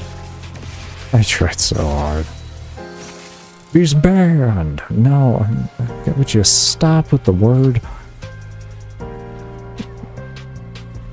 Yeah, but the thing is look at what we're seeing here, though, Hyper. You can't say that because everybody thinks I was permabanned. It's been a year and a half, man. And every time I've come back, I get the same thing. That's what everybody said in the moment, and I said, you're all are wrong. Watch what happens. And all of you are wrong for saying that. And telling me, oh, they just know, they know it's suspended, and that's what they think. And I'm like, oh, whatever you want to think. Whatever you want to think. No one wanted to listen to me, which is fine.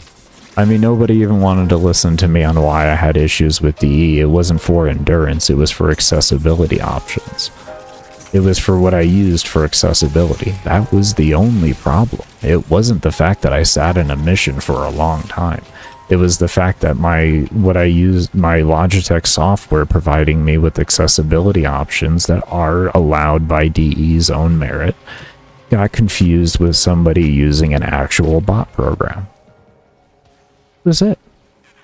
That's all it was. It had nothing to do with sitting in a mission for any sort of duration. I had, with the 22 runs they put into question for my 2 months, some of those weren't even 2 hours long. I tried to say that in the videos and everything. I tried to say so much to people, but nobody wanted to listen. So I don't know what to tell anybody anymore. Y'all maybe should listen to the videos that are released in full context and actually understand I know what I'm talking about.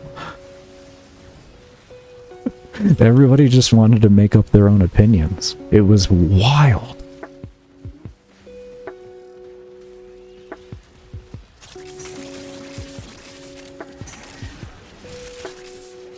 That's why I made so many videos. That's why I pressed DE so hard in tickets.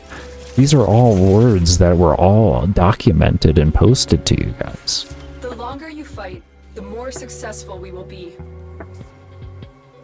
Are you? Oh, no, you're good. That's a reasonable question. Dante Spectre.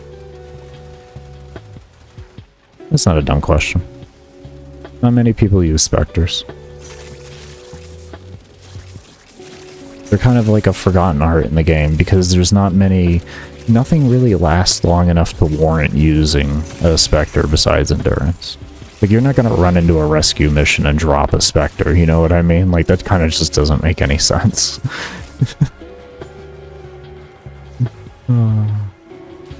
Especially, like, they take 24 hours to craft, and you make anywhere between 1 and 10 Spectres based off of its grade. Like, that's...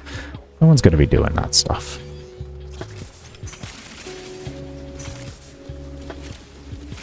No, you are not dumb in any regard for asking. No.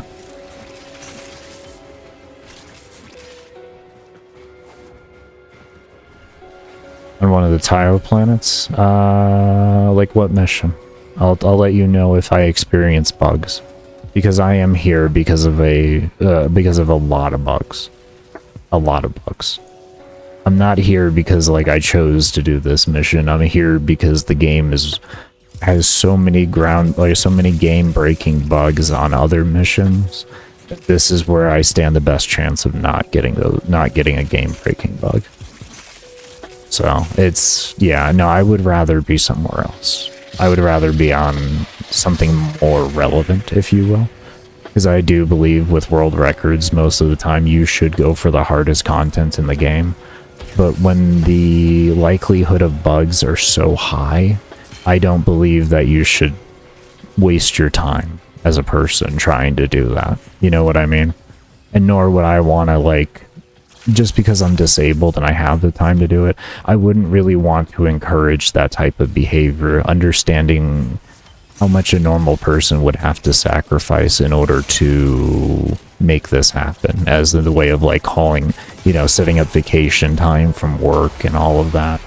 I would rather be able to give an environment and a video lesson and stuff like that to where they had a higher likelihood of being able to replicate without problems.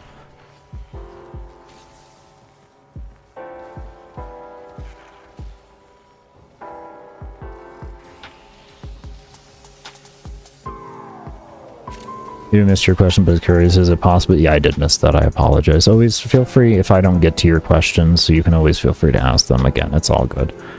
I'm trying not to get, like, too shot over here sometimes, so I don't generally look at the chat too much when I'm running out here and actually killing things. As I said, I'm not the world's greatest Nekros, so whenever I'm in a situation where I can die, my full focus goes into it. Which is essentially any time and in any existence of this run if I'm not paying attention. But I don't know if you missed my question. I'm just curious, is it possible to see the rewards you've gotten so far? Just trying to pull up ribbons. I had my game almost crash, so I don't want to pull up that right now. What I can do for you is this, and let you see that I've gotten 3.8 mil credits in over 16 hours now. 16 hours, 13 minutes. And that can probably give you an idea of what the rest of my loot looks like. As for, like, relics, I mean, that's gonna stop being nice after 21 hours, 20 minutes. I won't receive rotational rewards anymore. So the Aya and the relics, I'll no longer actually be receiving them. But acolytes will still spawn. I've killed 225 of those so far, and I haven't missed any acolytes.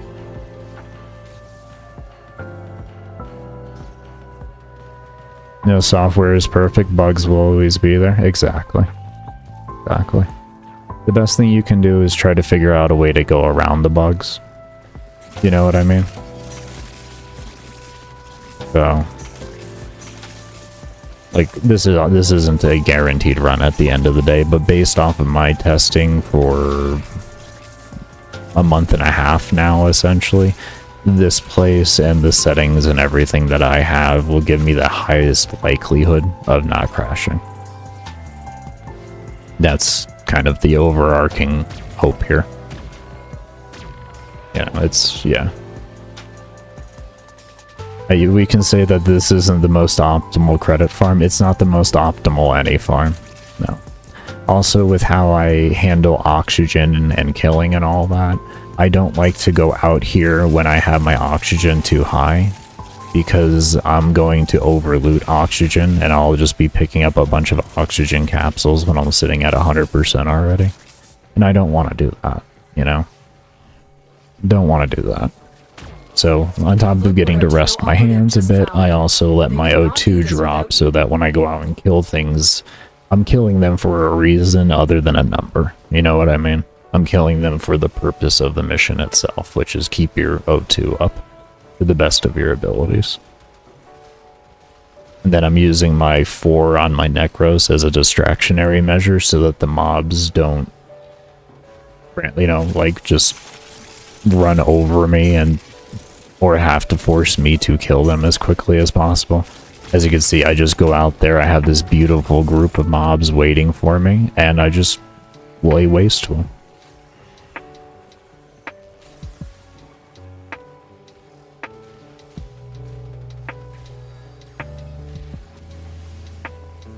This took me a good while to learn how to do.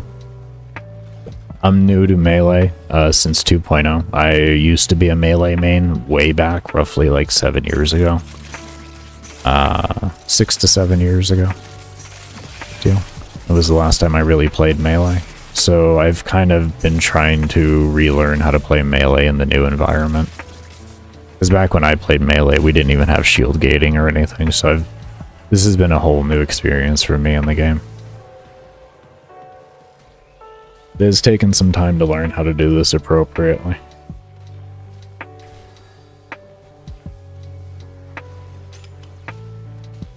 I've already had a lot of crashes, but yeah, it doesn't feel too great. But you just go back and do it again. It's whatever. At least in my case, you know, like, but if you set aside a certain amount of days at work, you know, for not working and all of that, and like, you had to have talks with the family and everything, like, you got kids and all of that, like, that's a different situation. That's where it's disheartening. I don't mind taking it on the jaw a little bit to learn about all that.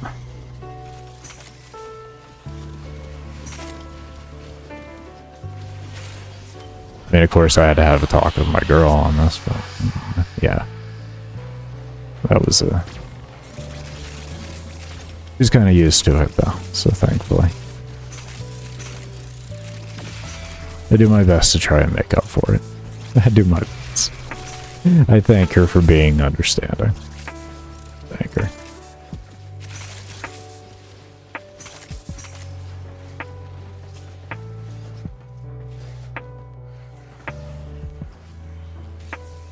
Sounds good, Malty. Thank you for dropping on by, and I do hope you sleep well.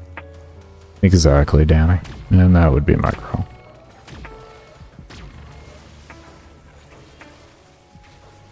The hardest choice requires the strongest wills. Honestly, it's not even a lie there. Do acolytes get to level 999? They actually, as far as I know, they don't have a level cap. The highest acolyte I have fought is 12,300 and change. So they level about twice as fast as they used to level. So I'm hoping in this run, we could see upwards of 45,000 to 50,000 for acolyte levels. But yeah, they do not have a level cap as far as I know, according to my the current world record that I set over a year ago. I'm hoping that it hasn't changed. I really am. Old level cap of acolytes took 75.5 hours roughly to hit. With this new system, we should see level cap closer to 40 hours, is what I'm gonna have to guess. Maybe a little bit longer based off of having how long time to kill can occur and all of that, so... But the faster I'm able to kill them, the quicker I can get them to spawn again, and the faster we can get the scaling going on. So over time, just due to their stats, it will slow down on the amount I get per hour. Yeah. But yeah, that's mainly what I built this build for. This build isn't to deal with normal level cap mobs, those don't matter. This is more a build to deal with acolytes at like 30,000 plus type deal. Yeah.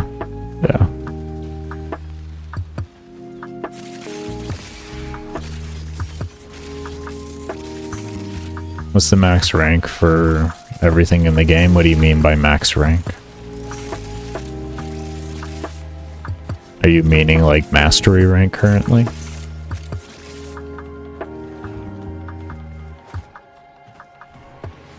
That I'm not 100% on.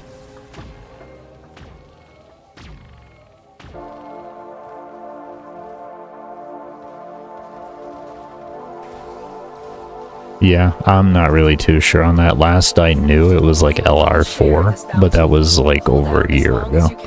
I don't know if we're on LR5 or 6 yet. It's over 30. It's over 30 now. When you, after 30, you get an LR program, which I can't remember exactly what LR stands for. But yeah. I think it's like a legendary rank or something like that, but yeah. Yeah, the legendary, there you go. Okay, so legendary 5 right now, and then if you have... Okay, so we're far enough into legendary 5 to where founders can get 6 finally. Wow. So essentially rank 35 is what you can get. Let's put it that way. To make things not confusing for you whatsoever. And just generalize rank as rank 35. That'll help you there.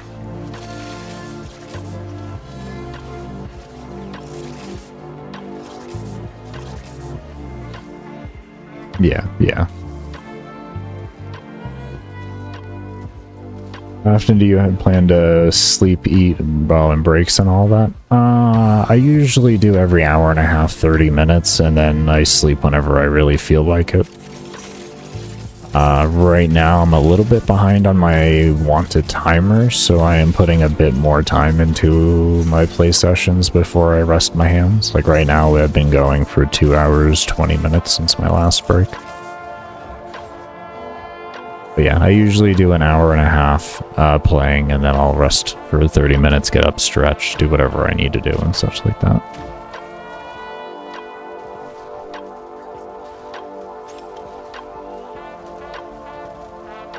In 1 month, everybody will be able to get LR6 with the addition of new frames and weapons, so that'll be good. Yeah, it usually works like that. It takes like 1 or 2 more releases after the founders can get it.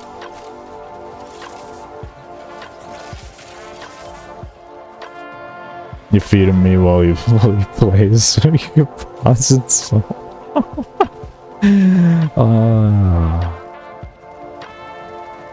Yeah, she just, you know, like we get a nice traditional bib.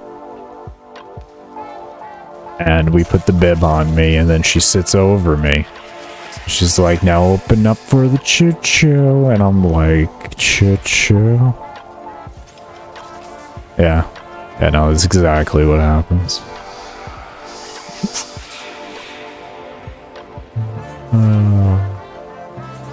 They've been close.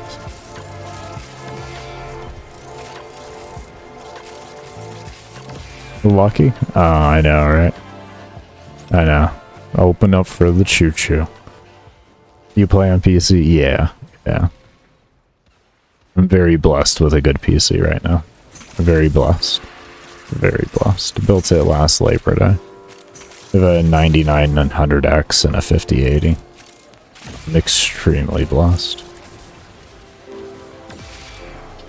Very thankful for the opportunity to be able to do it. Right before RAM prices and everything increased too. It was like April of last year I built it, somewhere around there. So, it was like just a few months before everything happened. The only thing I do wish I did, which it's not really a need, it's more of a want, is I would have went, instead of 32 gigs, I would have bought 64. Because now it's like... Now it's ridiculous how much that's going to cost, even when think about upgrading to that, so... I'm essentially forever stuck on 32. Until I'm forced to change RAM.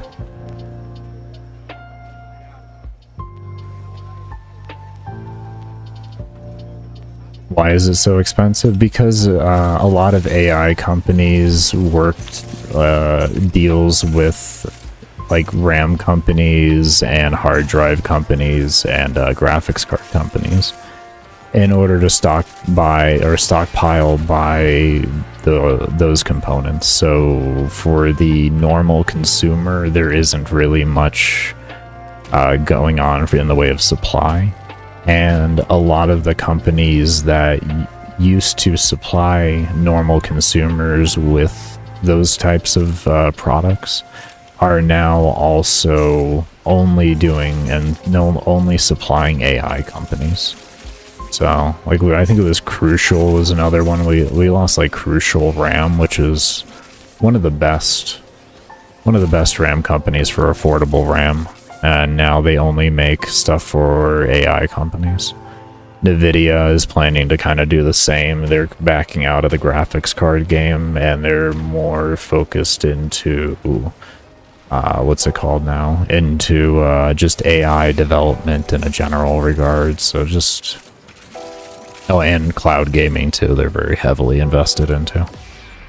Because why not? Yeah, PC gaming, just gaming as a whole right now is going to be in a rough spot because this will eventually trickle down to consoles too.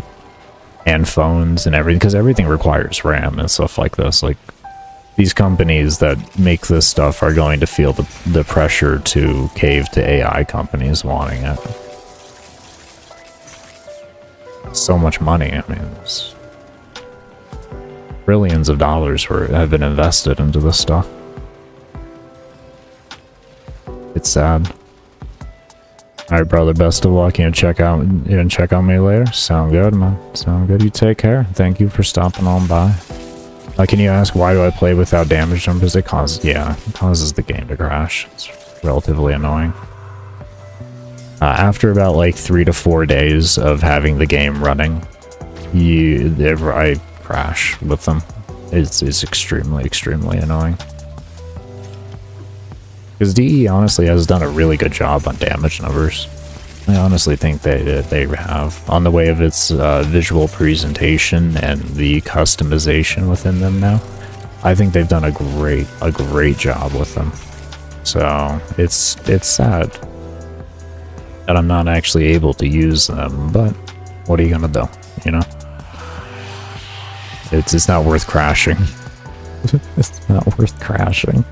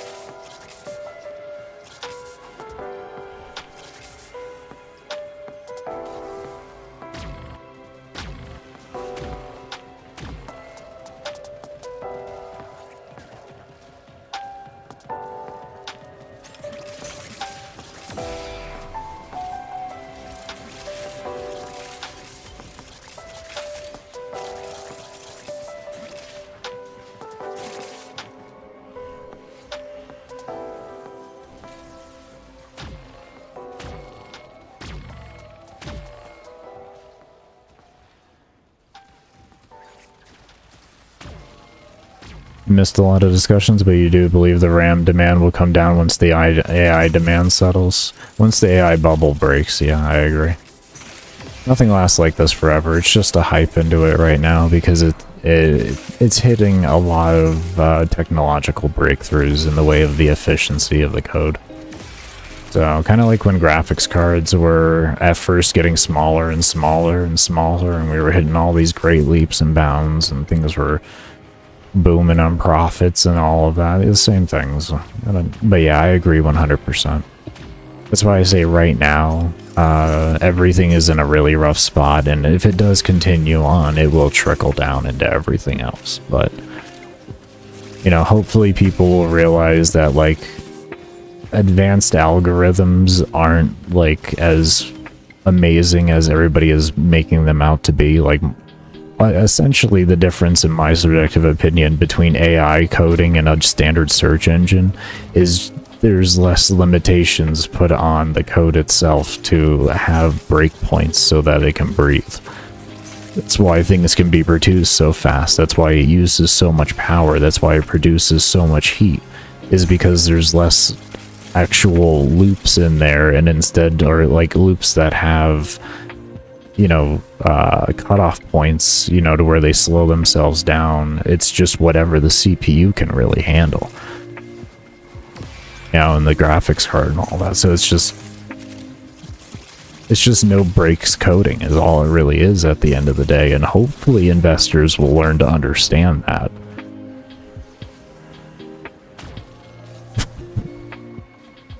But it's nothing crazy. Calm down. That's why it gets shit done so fast and efficiently, you know, like, not efficiently, but so fast.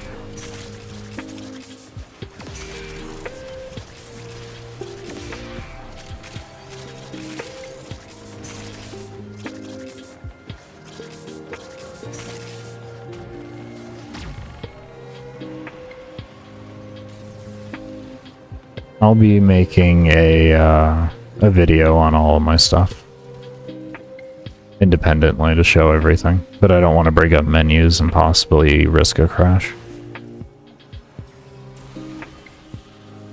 But yeah, there'll be videos for everything so that you don't have to worry about, like, remembering exactly when this happened in the stream and all that. You will have to wait until after the run, but I will be coming out with videos for pretty much everything you could think of. quality settings, strats, the builds, mod replacements, Look what our Tenno operative just etc. of the found. sort. They could not do this without you. There is that one 7 years ago, though a lot of things have changed in the game visual setting wise, and there's a lot more options, so that might not be reliable. Might not be.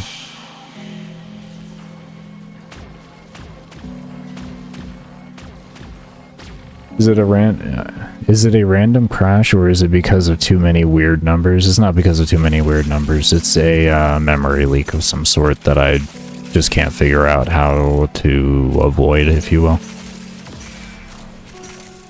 But yeah, that's all it is. It's just a memory leak just due to whatever reason. Something isn't being cleared when, for some reason, type deal. And because it's not being cleared, it just slowly stacks itself up. That's why it takes 3 to 4 days for the crash to occur. Is because it's a very, very slow memory leak that the chances of them actually detecting are probably going to be 0. Because it requires them to leave a PC on and actually actively play over all of that time. Which is honestly a lot to ask for such a small percentage of people that are going to do runs where their PC is going to be on for 3 days or more.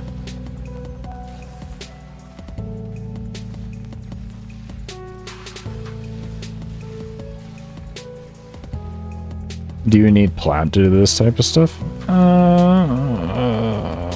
Yeah, what Danny said.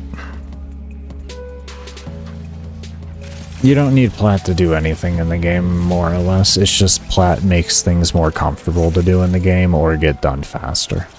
In the sense of, or achieve to do it faster. That's all it really is. Plat is nothing more than a fast forward button.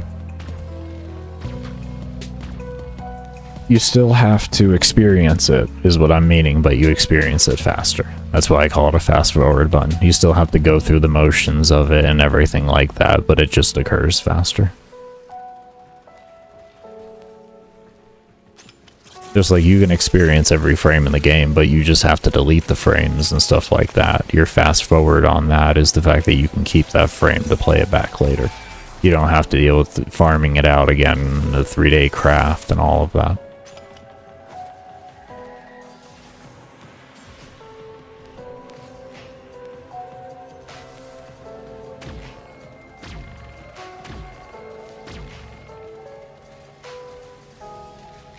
Thank you so much, because you've seen another YouTuber with the same visuals and smoothness and you really want it. Yeah, a lot of my quality settings are enforced because of either health conditions or because I don't want the game to crash.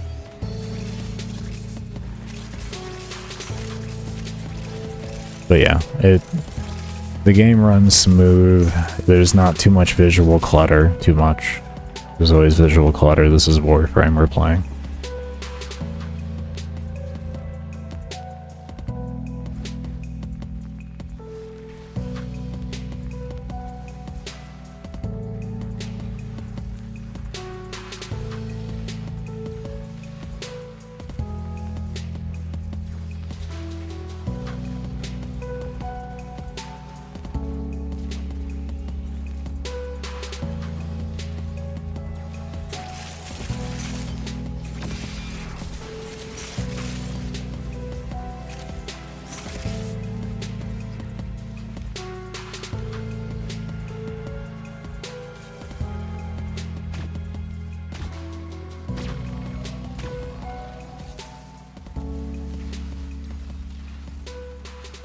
It's a 7-year-old video, so yeah.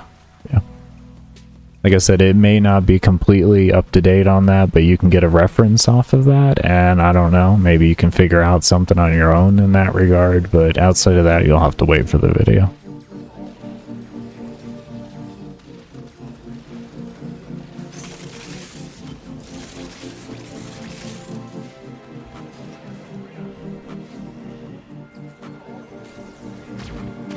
And that would be the overarching of it.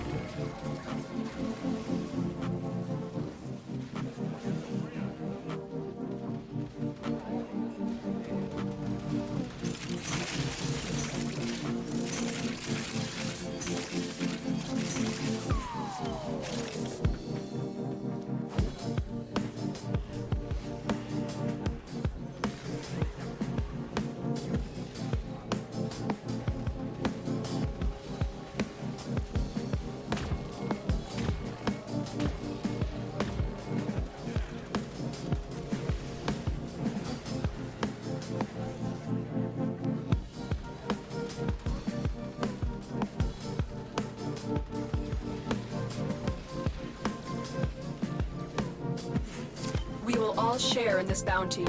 Hold out as long as you can.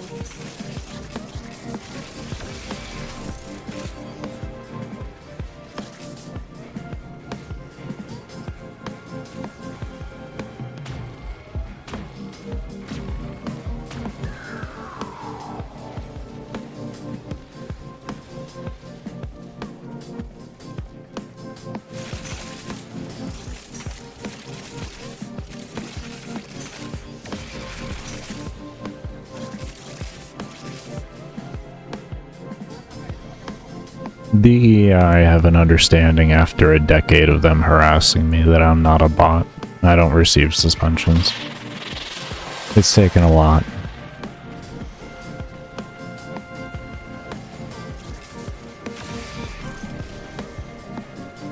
So, as far as I know, I don't receive suspensions. I've already done multiple 30-hour runs this month, or last month and this month, with no issues. Last year I did multiple 30+ hours as well with no issues. Yeah.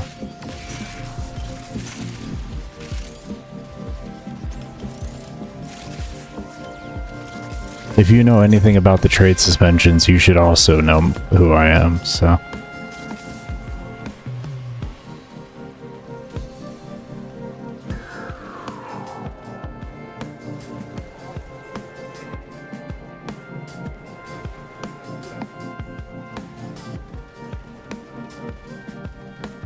Take care, Sniffer.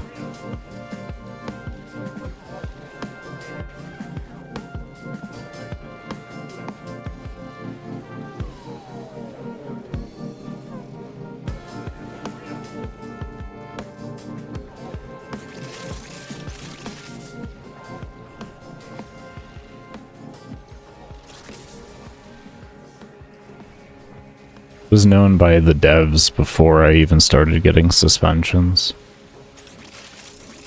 I used to privately talk with Pablo and such, so.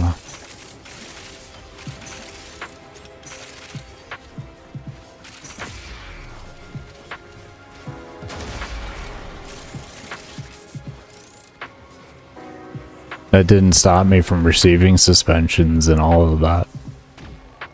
So don't think in DE because of who you know you can get exceptions. You don't talk to me no more. We have a very bad history now. Rebecca has blocked me on Twitter, or X, whatever you want to call it. It's been like 5 years of that now. So, no, yeah.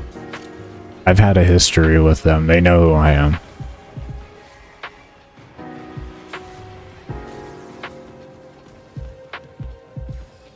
I've had talks with Steve about his overly obsession with his visual effects in the game. Only to have him tell me they are thoroughly tested and fine, and I'm like, okay, bro. Well, here's a Rhino video blinding the whole map.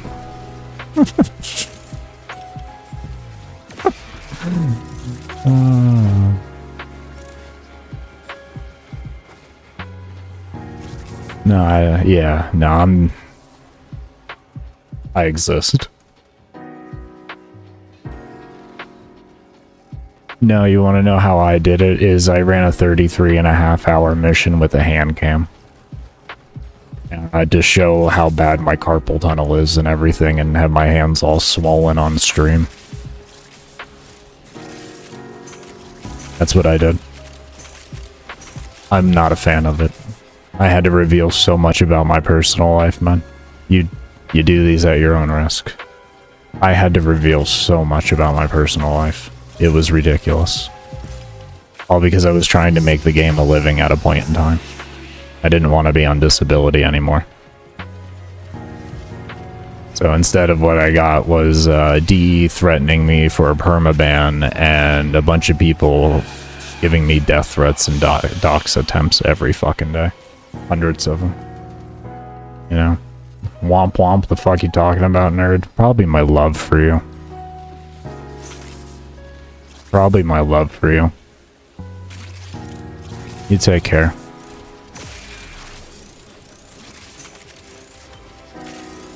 And my bans were never over duration, or my suspensions were never over duration, to be honest with you. They suspended me over mistaking me for a bot, is what it was. They thought I was botting. And I had to prove to them I wasn't. Do you think your health condition is improving over time? There's no cure for my health condition, unfortunately. My brain overproduces the cushion fluid in it, if you will, and it causes me seizures. There's no known cure for it. We will all share in this bounty. Hold out. The best that they have right now, besides with me being on CBD to help with controlling the inflammation, is sticking a tube in your head and redirecting the fluid to a different part of your body. And the tube likes to get clogged a lot, and you have to go to the doctors roughly every 2 weeks to get it maintained. And you'll likely have surgery about 4 to 5 times a year to have it repositioned or adjusted in some way. It's kind of where my life's at. But yeah, it's called extracerebral spinal fluid. And then I also have a cisterna magna, which is like there's a part of your brain near like the back part of it, and instead of being like the size of like an acorn or something, mine's like 3 times this fucking size. So it adds the amount of pressure in my head. It affects my balance and everything because it presses on the equilibrium.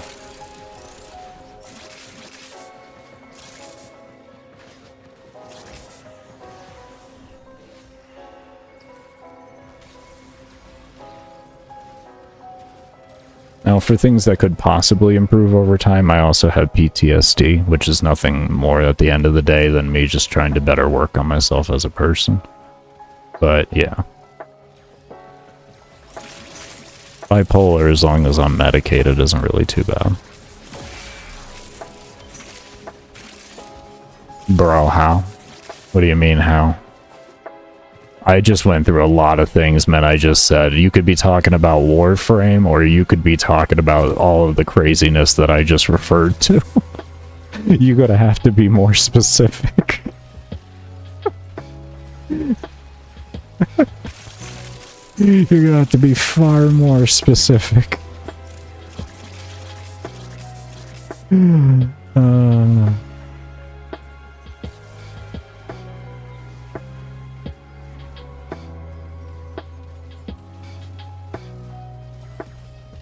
And also, VODs as proof can be okay, but, I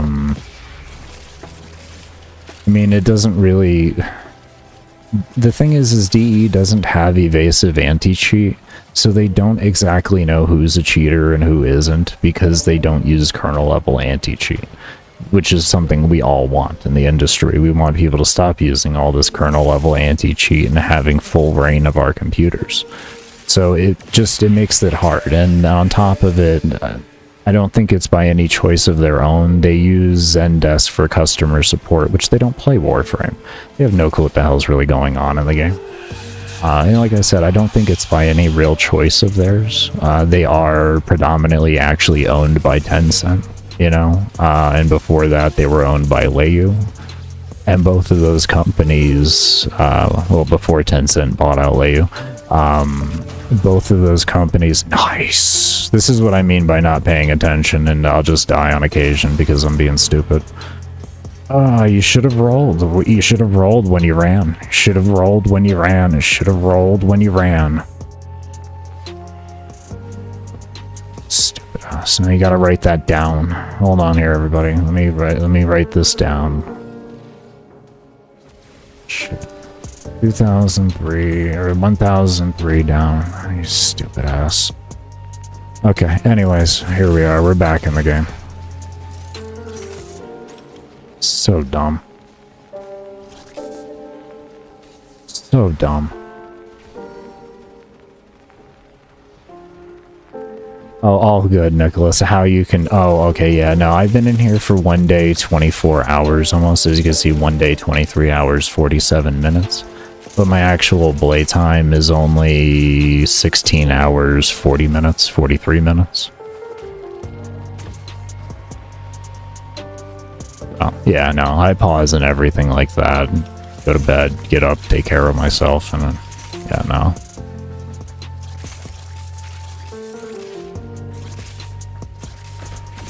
I think people should take care of themselves. Don't neglect yourself to get something like this done. If you have to heavily neglect yourself to get it done, you should probably figure out a different way to get it done. Your body is far more important than any video game you'll ever play.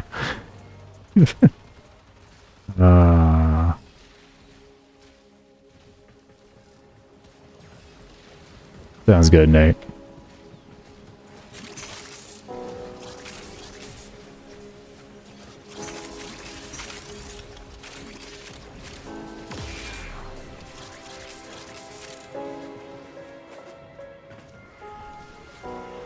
Yeah, if anyone ever has any questions, always feel free to ask, but just please be a little specific on your questions. I can't really help you with vague questioning. You're going to get more questions out of me than you're going to get an answer. So, if you want to save yourself some time, make sure you know what you're asking. Sleep is more important to your mental health than I realize. Sleep is so extremely important to your mental health. What's the world record in one go and no pause? I don't honestly know. There's no one really has ever recorded that type deal. Speedrun.com used to have a 10% rule back when they had an endurance category for Warframe. So that might be your closest representation, but they had a hard time discerning like if people were actually there or not. Because people were submitting videos of them botting, and like I had stated with earlier on the Warframe, you know, can't really tell if you're botting or not. I mean, it's the same thing for players that have been playing the game for thousands and thousands of hours. Like I used to know a mod who was personally who used to do this stuff, but he doesn't do it anymore. And that was pretty much what he told me. Like they had to get rid of it just because of a lot of problems. People were being very disingenuous, and it was hard to figure out what was what. So I used to have the world record for interception. I did that was 250 rounds I did. I can't remember how long it took. I didn't sleep or anything like that. It was you could only rest for 10% of your mission time.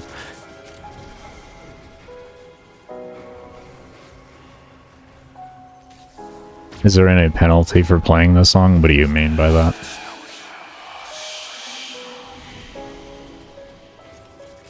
There's inefficiencies, and it's not worth it for loot per hour or anything like that. Like, there's that, yes. Extreme amounts of that. If you go over 21 hours or 256 rewards in any endless mission for rotational rewards, you don't even get them anymore. So after 21 hours, 20 minutes in a normal survival, or in a survival, you don't receive the relics and all that.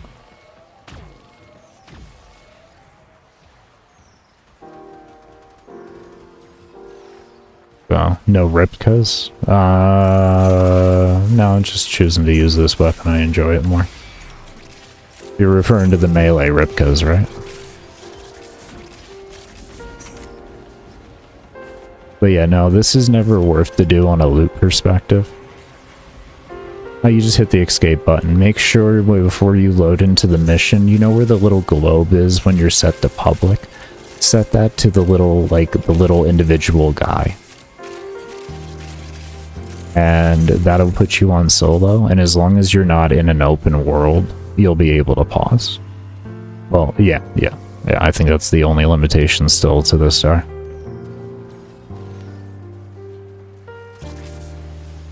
I haven't found any other situation where you couldn't pause, but for some reason open worlds, they don't allow you to. It's always been like that. I don't quite know why. But yeah. Why are quality graphics so low? I have seizures, so I would like to not have them. They do have some photosensitivity. Well, I have a fair bit of photosensitivity. This game has caused me to quit multiple times due to graphics. I had to quit for 7 months most recently just because of it. It was so bad.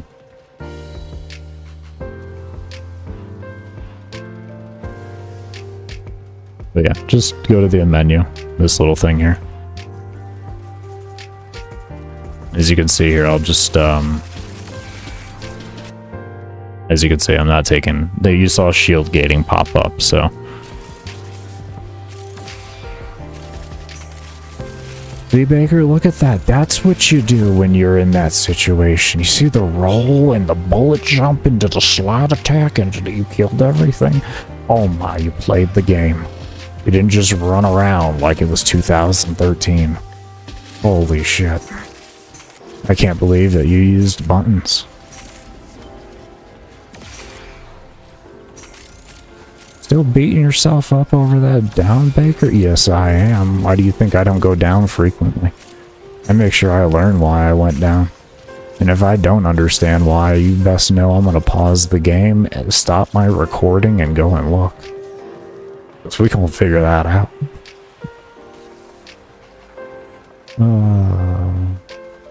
No, I've done it with mag even. The world record I set with mag, 95.5 hours. You can do it with any frame. You may just, on occasion, like I've used probably 20 oxygen capsules in this run. The biggest part to keeping your O2 up in survival is not overlooting your O2. They could not do this without you. That's the most important thing, is do not overloot your O2. So you need to create a situation to where you can have O2 drop away from you or keep the mobs away from you long enough for the O2 drain to be worth going and being anywhere near where it could be dropping. If you don't do that, then you're going to innately fall into problems because oxygen sits on an ebb and flow. So you'll have a higher RNG chance of seeing it during certain points in the mission. You'll have a lower one. And it's going to be based off of the faction that you're fighting. Will depend on the actual up and down ebb and flows, but you'll just naturally see it. You'll just see, like, I'm not getting any oxygen drops to save my life.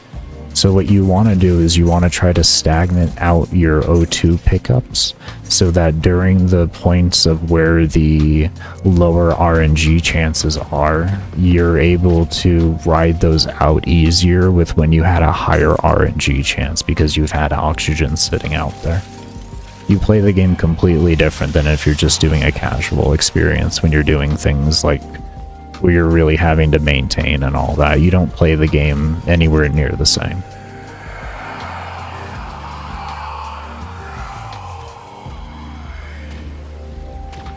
A lot of practice, Nicholas. I've been doing endurance for 9 years, roughly.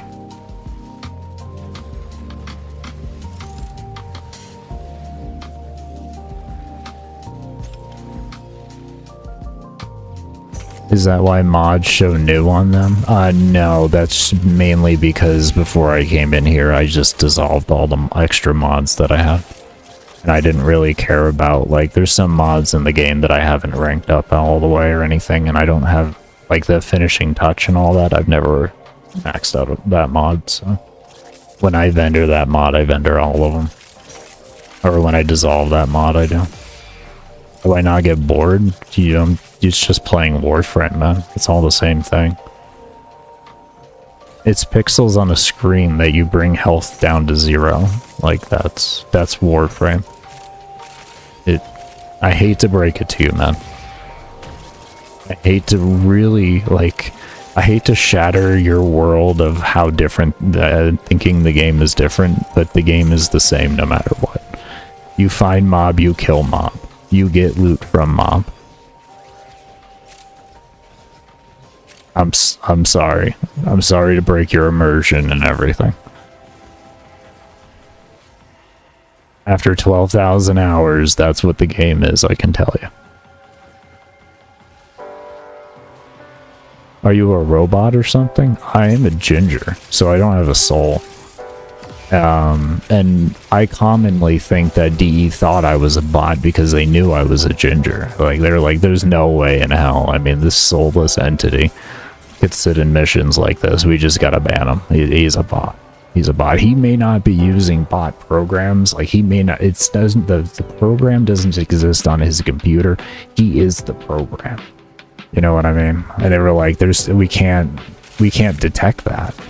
I'm like, well, you can. It's called curly hair. You know it.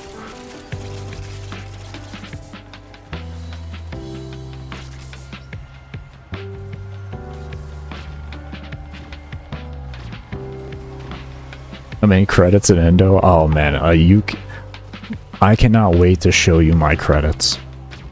I cannot wait to show you my credits. We have been in here for 16 hours, 53 minutes. And let me tell you, when you see these credits, you're going to be like, oh boy, this is the new way to farm. Are you ready, Tenno? 3,992,456 whole credaloonies, baby.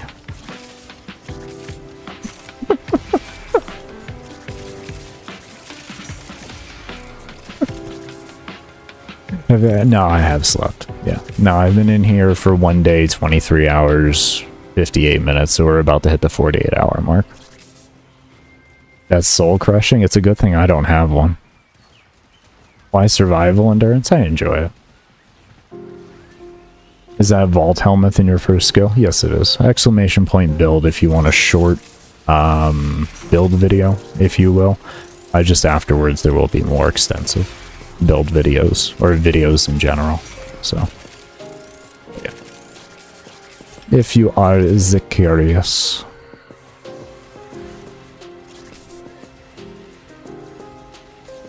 Without credit booster? Yeah, I don't have any boosters. I don't really so much as care. I'm just playing the game. It's not crazy until a credit's been in a mission. It's crazy. Yeah, it's horrible per hour, but it's a nice amount to see in one mission. You know? Yeah. You could just go do index for a little bit, quite literally just a tiny bit of time, and you'll gain more than this. Go do Profit Taker and you'll be swimming in more credits than this. Yeah. Am I trade banned? Nah.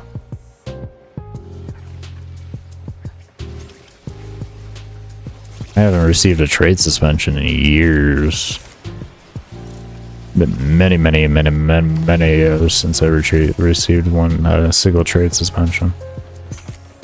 God, when was my last trade suspension? 2019? Steel Path release, I think, was my last one. May have been a little after that, I don't remember. After that, it turned into account suspensions. And then it turned into DE understanding that I wasn't a bot.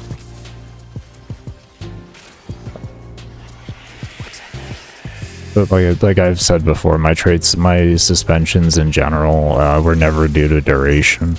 They were always due to some other type of reason. Mainly DE just thinks I'm a bot at the end of the day, when I wasn't a melee main. As soon as I switched off of being a melee main, I started receiving problems. And then they stopped afterwards, so I can actually like use guns and safety now. But yeah, I never really got them when I was a melee main. Lecta. Oh, the Lecta days. Oh, the Lecta days. The Secura Lecta. Oh, man. I miss those days, man.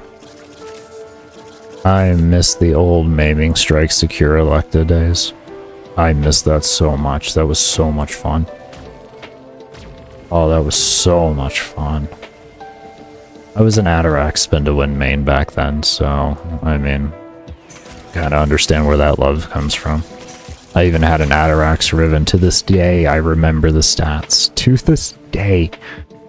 91.9% range, 106.3% damage with a minus 53.3% finisher damage. I remember it.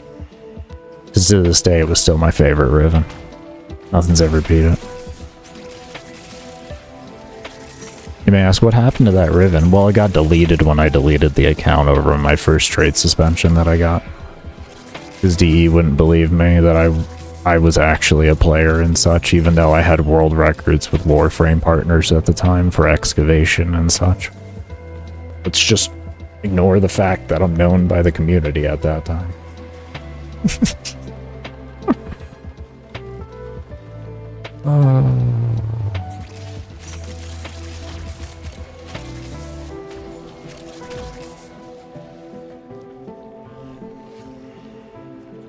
Bro leaves his mission every 3 updates, more or less. I mean, it's like a good omen. It's an omen of good luck, you know?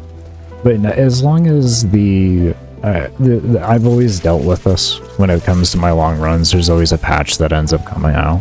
And as long as the patch doesn't actually give me a statistical advantage of sitting in the patch or extracting, say like I gain more loot or my character's more powerful than it should be because a nerf happened or something like that, generally it doesn't really matter whatsoever about the patch. But if you do gain a statistical advantage by sitting in the patch, then you need to extract. Don't be stupid. Just don't be stupid. And you can make that own discernment for yourself. You are full-grown individuals, and you can say that if I sit on this patch, I win harder than I do if I don't.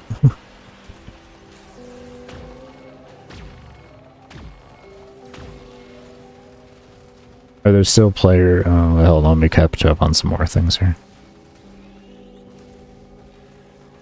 But yeah, no, I started this run right before the most recent hotfix that went out for Vauban. Here, hold on. Where's my chat? There we are. But yeah, as you can see here, hotfix 1. That's what that's from. Yeah. I saw that and I was like, oh, okay, well, they're not doing anything to affect my run. I'm okay.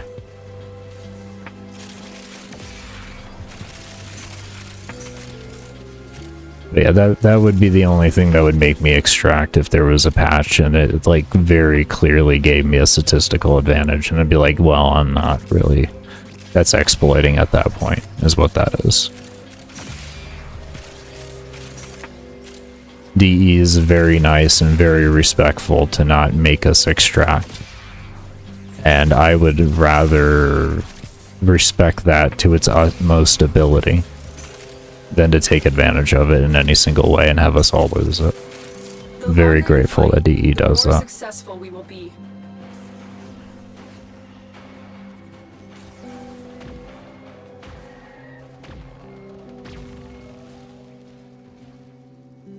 Take care, Clement.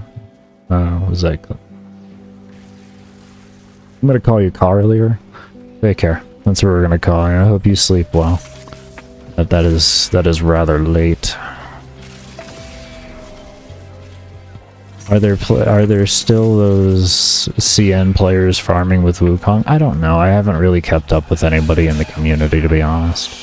I'm very to myself nowadays. I don't really talk to anybody with anything. Like I cleared out my Discord friends list and everything.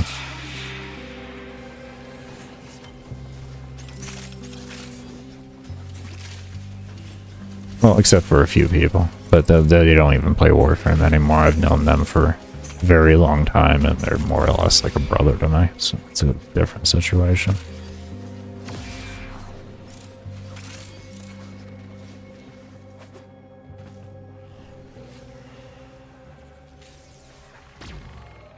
So for the memory leaks and to prevent bit flips, are you running ECC RAM or just normal PC gaming? Everything's normal.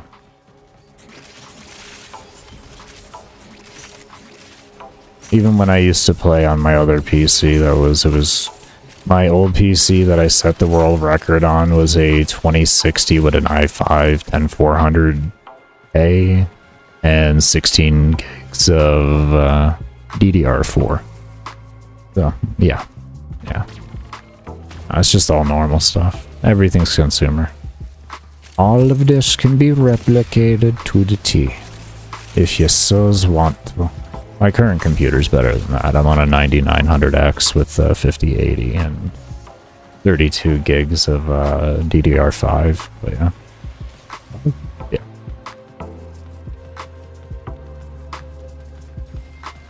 Mad Lad is back at it again. This content must endure.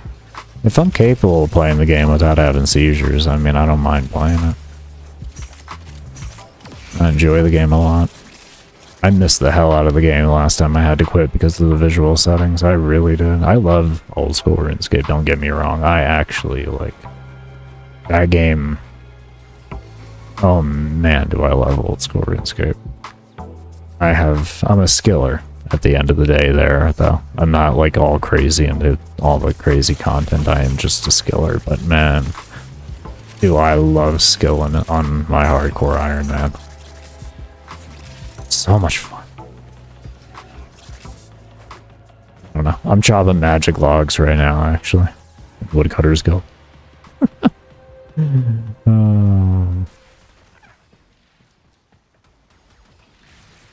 You're stuck on plat. What farm do you recommend to get the most plat? I don't play the game for plat, man. I'm sorry. I actually can't help you with that. I don't play the game to make profit and stuff. I just, honestly, I have fun in the game. And in having fun on the game, doing what I like to do, I do it enough times to where I've gotten all the loot from it, and I just sell whatever I get. And it's not really an issue for me. Like, whatever I make, I don't really stress it. Like, I don't even crack relics most of the time. I'll just sell the raw relics as they are. I don't really care. I'm not here to have... Bro, I got a 9 plat on me. Let me just... I'll just show you that to give you an idea of what's going on. Yeah. I just enjoy playing the game. It's actually a situation of somebody just enjoys the game, and I know that's really hard to believe when it comes to somebody being a content creator on the game. But it is actually a thing. It is actually a thing. I know you're not supposed to like the game as a content creator on Warframe. You're supposed to hate it. You're supposed to hate it, or you're supposed to know nothing about it. So, given what I'm doing, I should just hate it then. I know that's the only way to do it, but I'm sorry, I usually go against the trend. I'm a horrible person.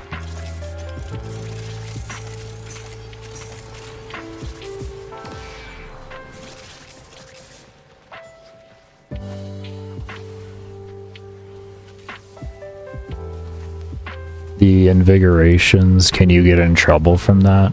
You're referring to like the invigorations making your Warframe so strong.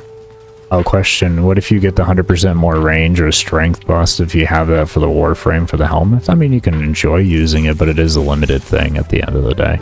So unless you want to destroy your body to take advantage of it, I would say just have fun with those things as they occur. You know what I mean?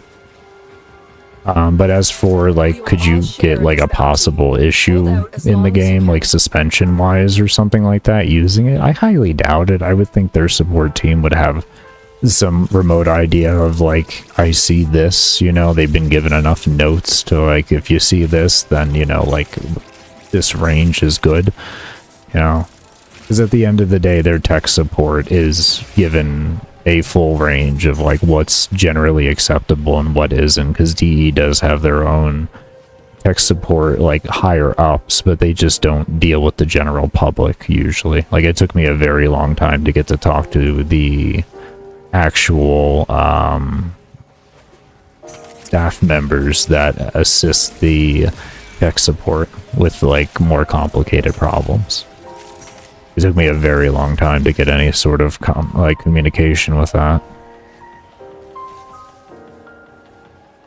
But yeah, I would never think there would be any type of issues in that regard. Now, as for like, would this build have any complications with any of those types of things?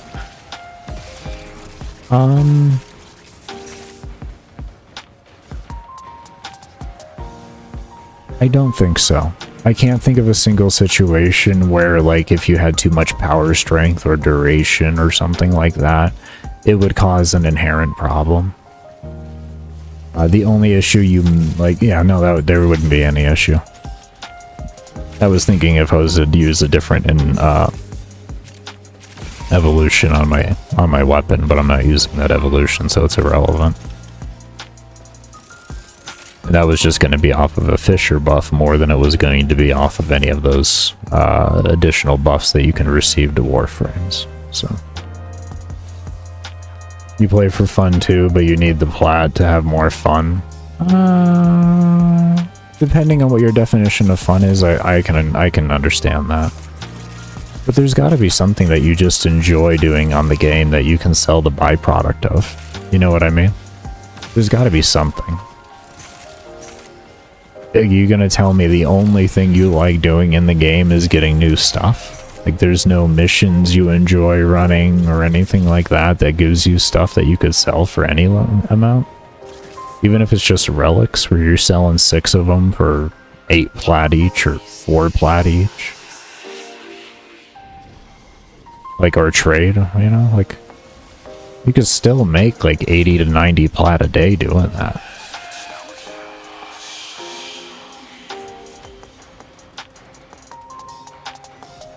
Oh yeah, and refer back earlier, I did see a question I didn't answer. I apologize, it just reminded me of it. Somebody asked why I don't use Nekros Prime. There's no reason, it doesn't matter. You use either one you want. I didn't feel like buying it and crafting it. Yeah, that's it. Arbitrations are fun. Arbitrations are fun. I'm not generally good enough to do them for really, really, really long durations. Like, the best you can get out of me maybe is like a 5-6 hour survival before I end up failing because I do something stupid. But I do enjoy them.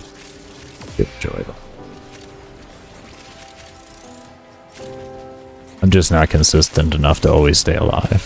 So.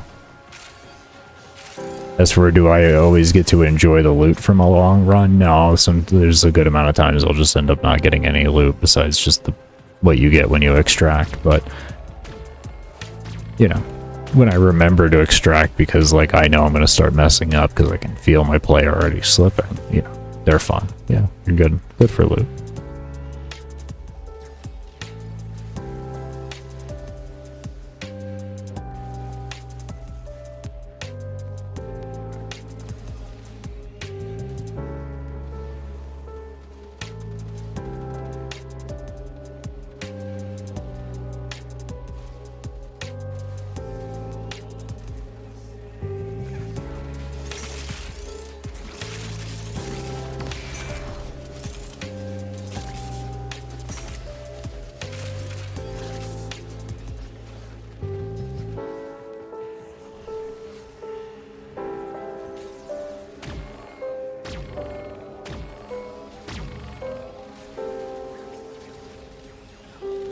I'm not gonna lie, I kind of want to rest my hands, but I don't want to stop playing at the same time. Yeah. Gotta get that time then, baby. I'm gonna go for a little bit longer. Take a break. It's been 3 hours, 15 minutes now. My hands kind of do feel it. Fingers are a little purple from the Reynauds, but, you know, hey, we're okay. Gotta sacrifice something somewhere. You do something great. If you expect something to be painless, then you ain't trying. You know what I mean? We will all share in this bounty. Hold out as long as you can.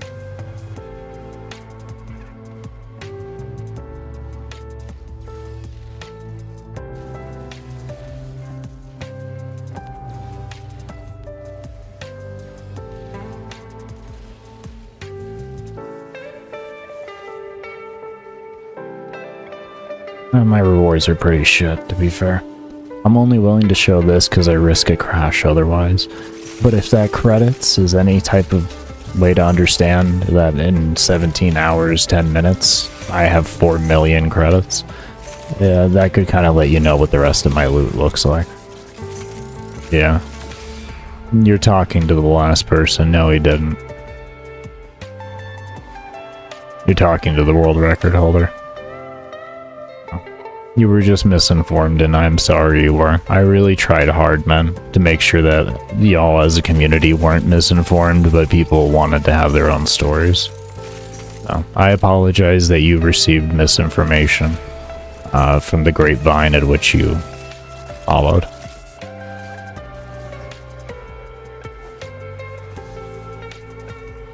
$17, 4 mil is insane. Talk about nerfing.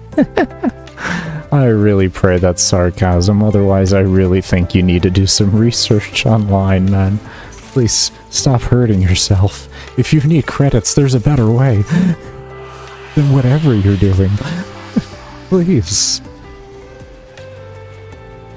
On all things that are holy and good, save yourself, my friend. Oh no.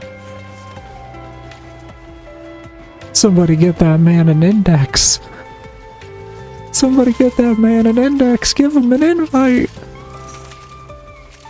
At the very least. Oh, at the very least. Get him an index and show him. That poor soul.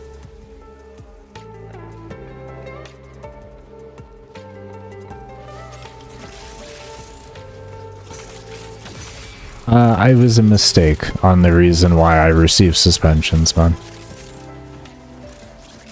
It was a mistake on their part. That's all. It was a mistake on their part. They thought I was botting. And it wasn't even for the world record run. That one was perfectly fine. In fact, DE thanked me for playing the game on the world record run. And said, we're sorry for the mistake. And then they received a flood of false accounts because people don't like me. So, because they received a flood of mass false accounts on me, on like, oh, he's botting, he's cheating, and all of this, DE was forced to act on it as it was, and then it forced me to have to do a lot of drastic measures to prove that I wasn't a bot. So, ultimately, the thing that got me my 2-month suspension that everybody thought I got permabanned from was the community wanting to mass report me because they thought I was botting. Good people. Good people we have in this community. So I did a 33.5-hour run with a hand cam while playing High Rounds and Balloons TD6 to prove that I am not a bot. It worked. It definitely worked.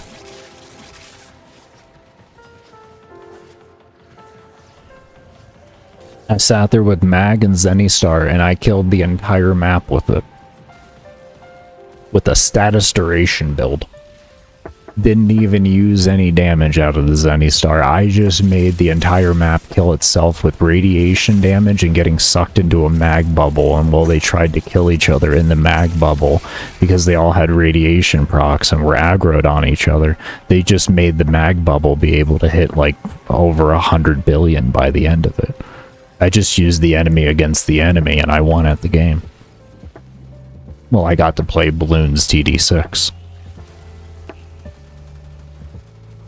Well, it's mainly because DE runs a actual good anti-cheat system that we want them to run. They don't have full access to our computers, so they don't know whether you're botting or not.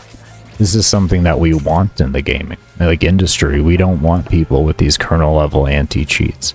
But with them not having that type of full unfeathered access, they're also going to be more prone to make mistakes in situations like this, to where you can't really tell if someone's botting or not when they're doing this type of gameplay, when you don't have like really unfeathered access to a computer.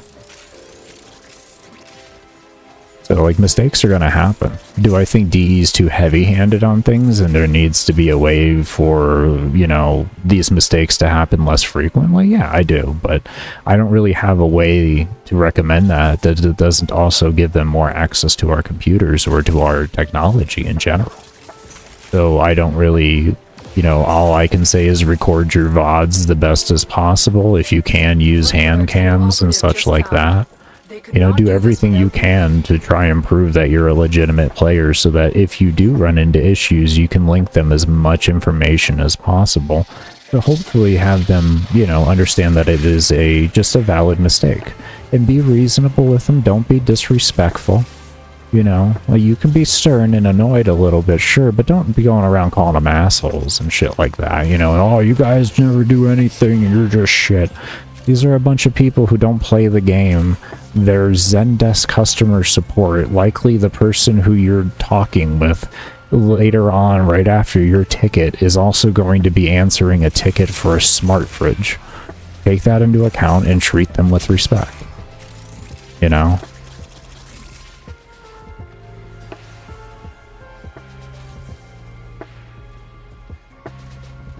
I'm theoretically one away from a permaban.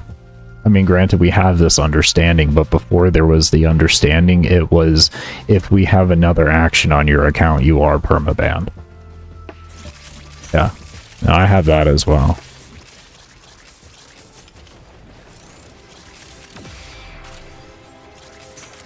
Which, if that does happen, I'm not going to sit there and ban evade and make a new account. I'll just quit the game and go play something else. It's whatever. It'll just mean the time of my game is done, and I'm cool with it. You know, if they want to all of a sudden become unreasonable after everything I did, but I don't foresee any problems happening between them and I. Just because, like, I revealed so much of my personal life. There's been so many years of just history between us. It is a unique situation, I will say, but, you know, there's a lot of unique suffering that comes in behind it as well.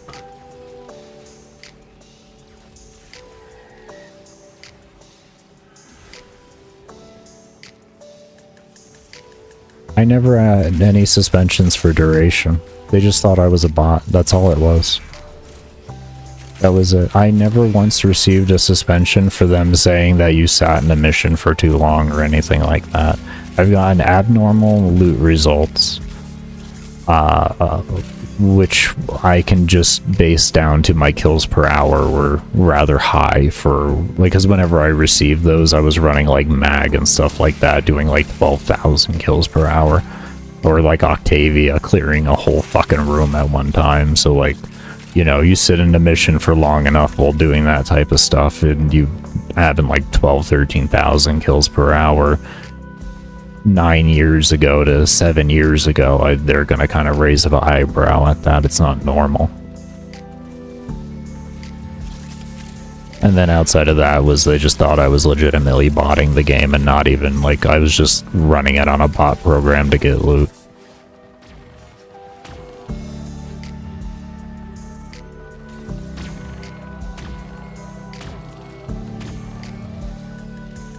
So chill about the harassment I've received. That's taken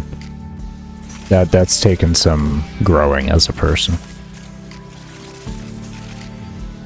I wasn't always like that. No, nowhere near always like that. I used to be really bad, actually. I used to be a rather bit of an asshole. So, like, I'm speaking from personal experience on that level. But I wasn't an asshole to the tech support. I was an asshole to the developers.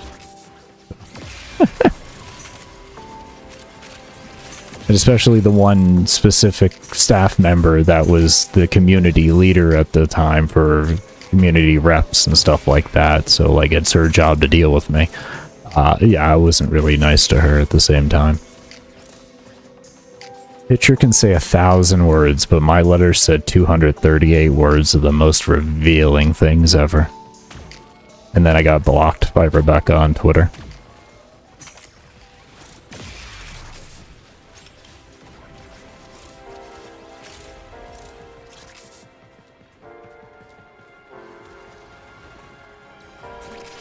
I went on a whole tangent with that thing. That was... oh, man.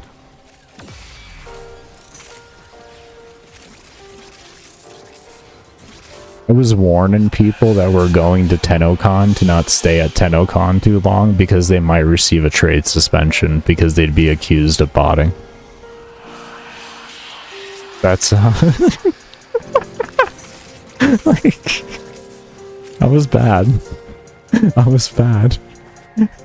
When an update would come out, I'd be like, I can't wait to see the new features that give me another suspension. This is gonna be wonderful, DE. Thank you so much. Like, all up on a Twitter post and shit. Just straight replying.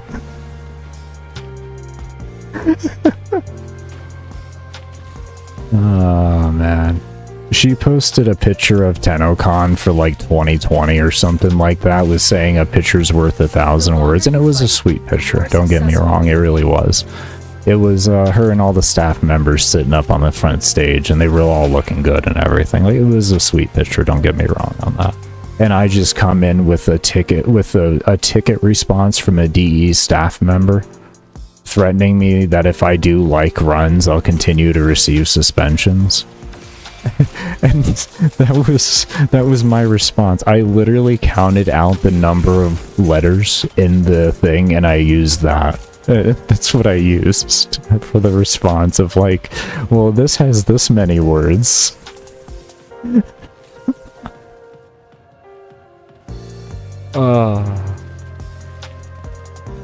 What am I gonna do, you know?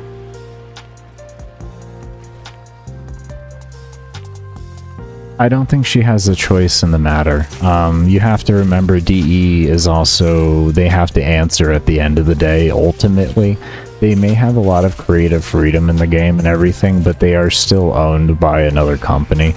So there will be a certain extent at which they're not capable of answering any questions publicly or making any public statements because they're just not allowed to. So it's something that has to be understood in that regard. It's unfortunate and it annoys the ever-living shit out of me. Don't get me wrong, but it has to be understood. This is over $100 million company at the end of the day when we're talking about DE. There has to be some light of, we're not going to know anything for reasons that we can't understand. Things happen. You know what I mean?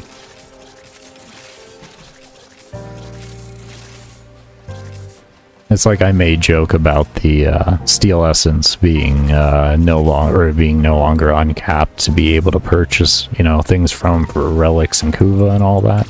But overall, you know, they did that for reasons that they can't actually fully admit to in the way of a public light, just due to logical PR reasons. So we're left to do nothing but speculate that it was one video that caused the problem, and it wasn't the fact that there was like an entire market of Rivens that was being taken advantage of by people and being controlled by an entire, like, essentially fucking organization, if you will. Oh.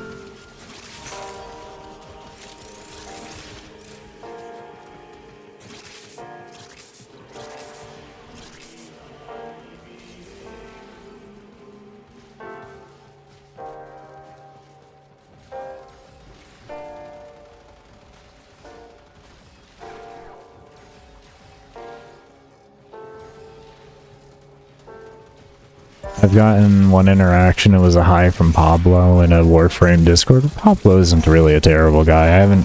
I've talked to him personally, but like, him and I aren't on good terms anymore. But I mean, that kind of follows back to what I was just talking about.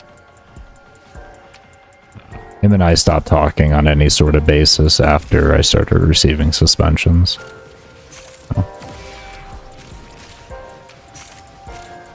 But I used to talk, on occasion I would talk with Pablo and PMs and such.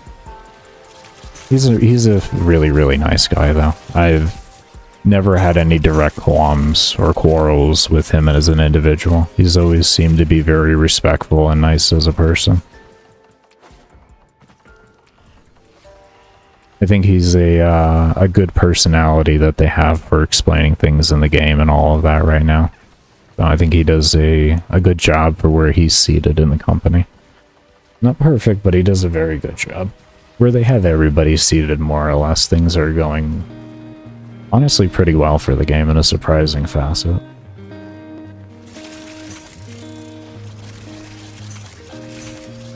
Definitely pleasantly surprising.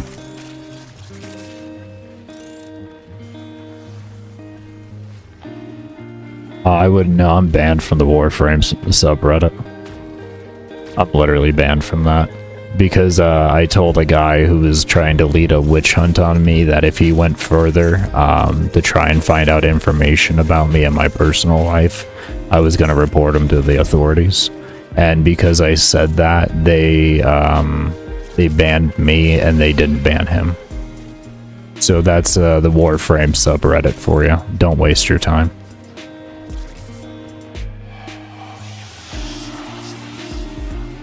So, yeah. Just to let you know, you can be threatened to be doxxed and all of that on there, but if you defend yourself by saying that you're going to use actual legal means and, you know, understand what the law is, then all of a sudden it's a problem. Yeah.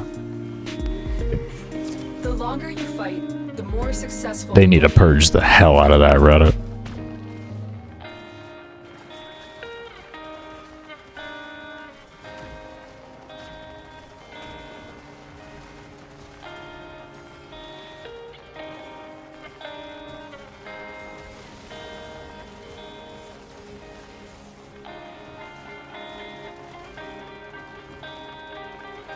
You would have been banned for life permanently for simply... Hold up here, what was that?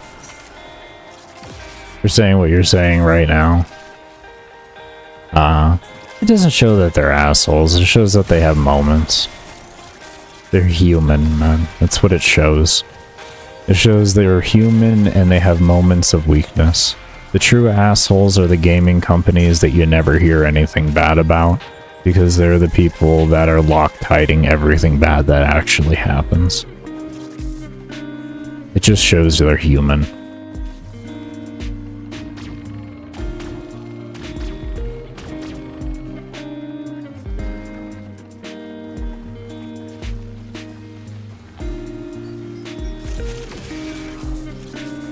Like I said, it took a lot of growing to get to where I'm at right now when it comes to my viewpoint on everything. It took a lot of growing as a person, and looking at things from their perspective more than my selfish, one-sided perspective of just being a player. Life support has been replenished. You more start to feel bad for them than you do get mad with them. When you start to understand like how that world actually works and all that, and investors and everything.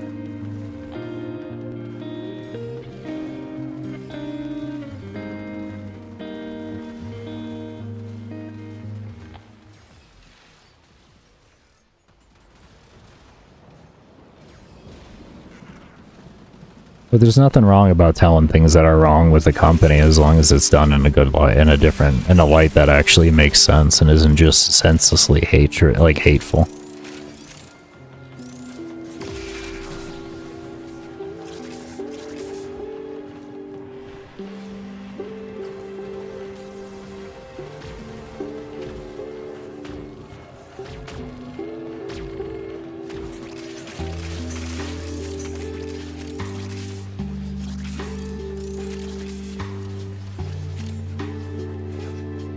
Yeah, exactly. We all do things wrong. The important thing is what's done to help alleviate it at the end of the day. As for you getting blocked or whatever and stuff like that, I can't really speak on that because I don't know the ins and outs of that. And you don't exactly know it either due to the fact that you don't know what what the previous experiences that she's had with other people. That she just can't help but to assume that that's going to be the situation. I mean, you got to figure a staff member goes to play the game, they have to deal with everybody. Everybody. It's not just you. It's like a streamer playing the game essentially. Everybody is going to bother them that can. And okay, I'm losing my voice because I need to clear my damn throat. You haven't had a drink in a minute, Baker. Hold up. Wait a minute. I need to wet my whistle.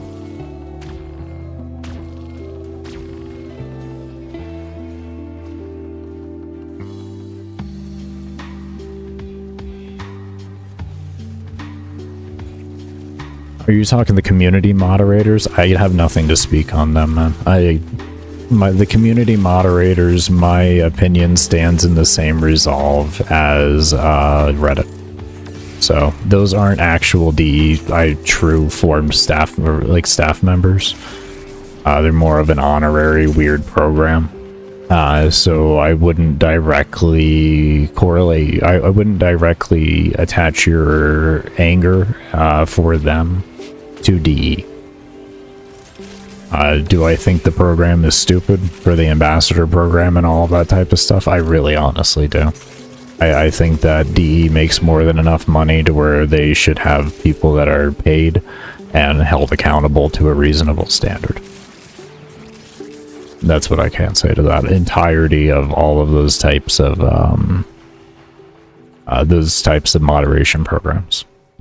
I think they're very, very outdated, and it needs to be updated. And either those people need to be given a living salary, a living wage, if you will, and then be held to accountable standards, or you need to find someone that you can't do that with.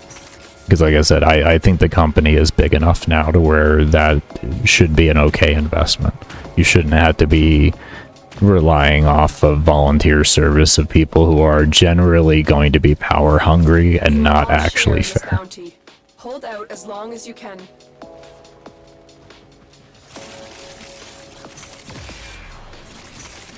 Generally, if someone's willing to hold a position of power and responsibility and having to do things for free, they're going to not want to use it for the purposes at which it should be used.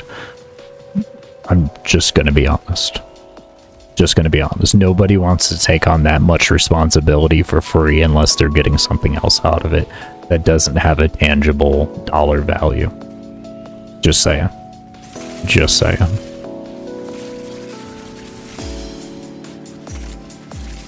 It's kind of a logical thing.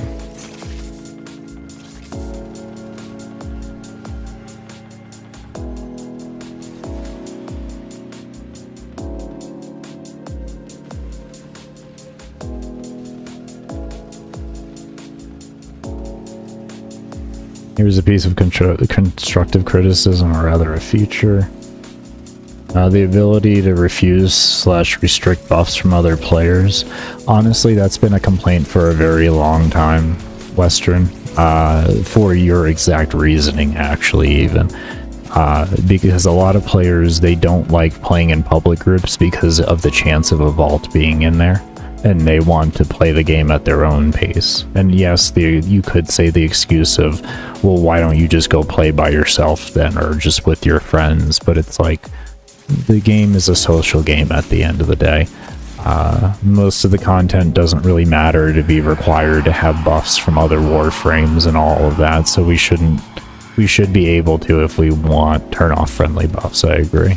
Limbo was another one that people would frequently complain about and why they wanted it, because they didn't want to get put into Rift and such like that. Does anyone remember when Rev?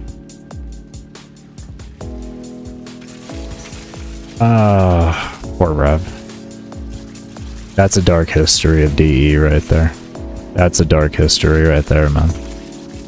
That's one of those things where DE showed they were human and they make some big mistakes. He wasn't any better at the end of the day, but yeah. To ban a guy for the same thing that a developer has done on stream is kind of ridiculous, with a Warframe partner for that matter. So yeah, no, that was a little ridiculous. For anyone who doesn't know, with that, he got banned for account for I think it was account sharing, or it may have been him playing and interacting with two accounts to each other. I don't remember exactly which one it was. But at the same time, less than a month ago, one of the Warframe partners let a developer of Digital Extremes log on their account to give a visual representation, because they had exactly what was needed for it. So Yeah, no, that's one of those really weird situations at the end of the day. I mean, Summit is as well. Summit got banned because he made a troll video on the internet of showing a quote-unquote exploited Riven when really he was just using a bug in the game. Yeah. Yeah. And it wasn't, like, the bug was already patched and fixed when he came out with the video. So, it wasn't even like anyone could replicate it, and he didn't do anything crazy with it. He sat in a survival mission for 20 minutes to make a video. No. And what happened was like the same thing that happened to me. He got mass reported by a bunch of people, and his account got permabanned for it. Unfortunately, like, he didn't give a fuck at that point. He was like, I'm just gonna go do something better with my life. So, yeah. It's crazy. It's crazy.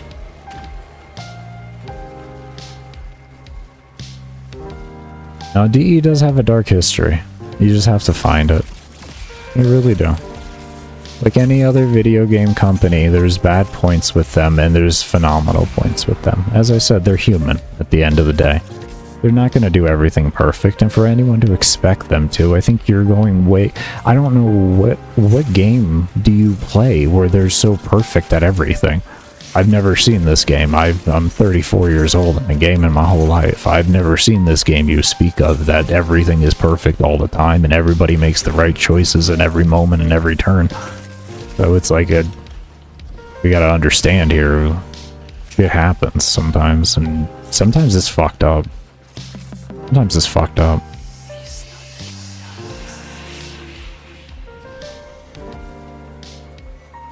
I mean, Summit's the reason why I started this game to begin with. Not Summit 1G, it's a different Summit, by the way. Completely different. But yeah, he's the reason why I started the game, and to watch when he got permabanned, like, that broke my heart.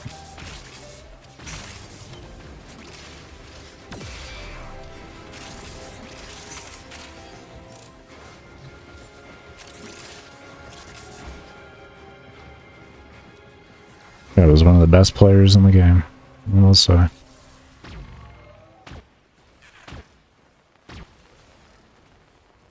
Oh, you were in Rev's clan? I never got to know the guy. I didn't play back then. That was history I caught up on. So, I wasn't playing back then. Still unfortunate. Still very unfortunate.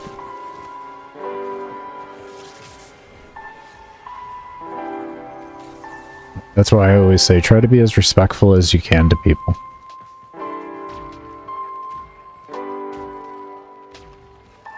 Try to be as respectful as you can. Try to view it from their point of view as best you can.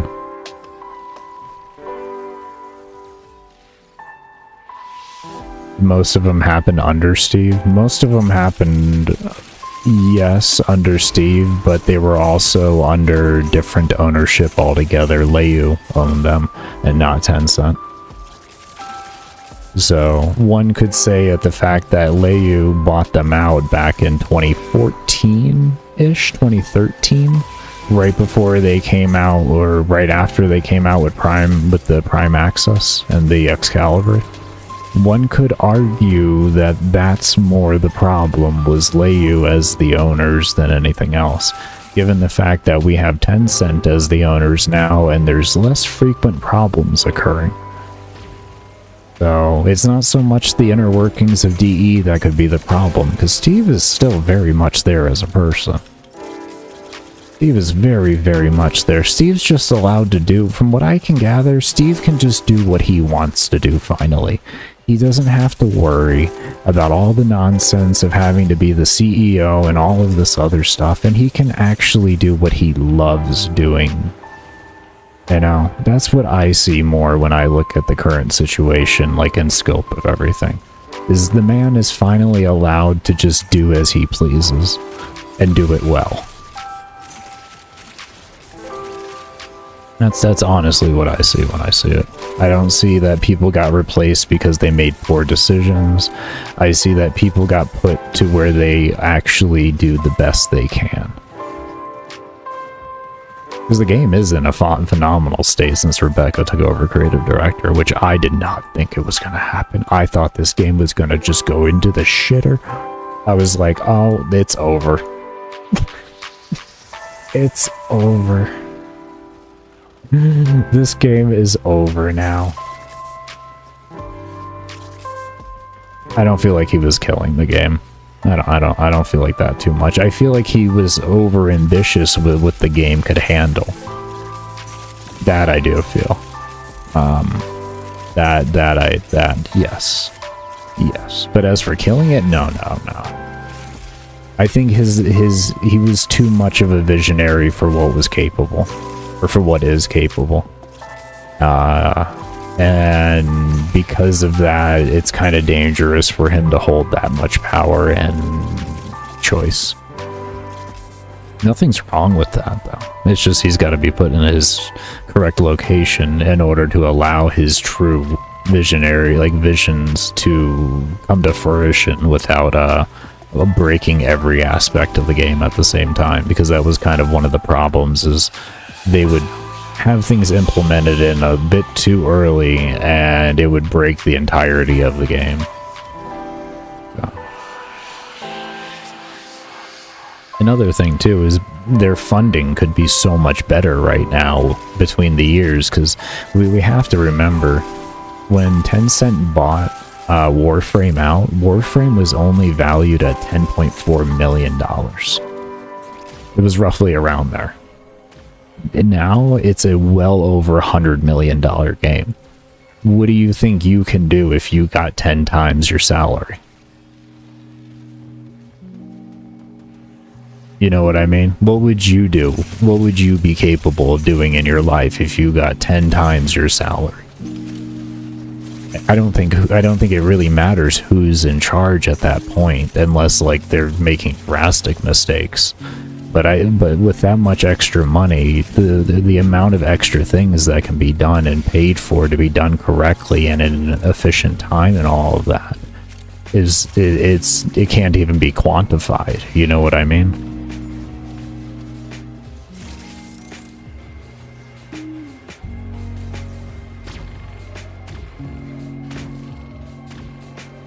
Just got Vereno Prime building today. I haven't tried a lot of the new primes and stuff like that. It's been a while. I'm kind of fairly outdated on my knowledge for when it comes to items in the game and everything. So I do hope when you get it built, you will get to enjoy it. Do hopes you do, and the forma doesn't take too long. How long does it take to reach 1 million kills if you play through? It depends on how much. How many mobs an hour you kill, really, on how long it's going to take to get to those amount of kills. I mean, the highest kills per hour I've had recordably was 15,000 an hour, so that you can kind of just figure that out in your own head. But yeah, it's all dependent on how many things you kill within an hour. There's no set number to that at the end of the day. This is all I can really do, otherwise it'll crash. It's a terrible looking thing. Kills, that was probably already updated, right? Yeah, kills reset after 65, so I've gone over, I'm working on my second reset currently. Would be the best way to describe that right now. I'm only averaging maybe about 5,500 to 6,200 kills per hour. It's not much. My O2 is staying up because of just how I actually individually play the game.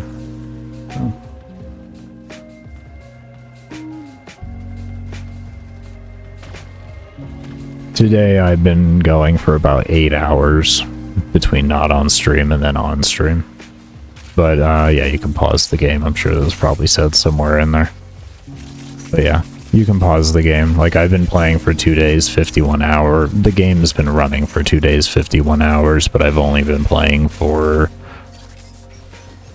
17 hours, 40 minutes. surprised I'm still able to do that off the top of my head.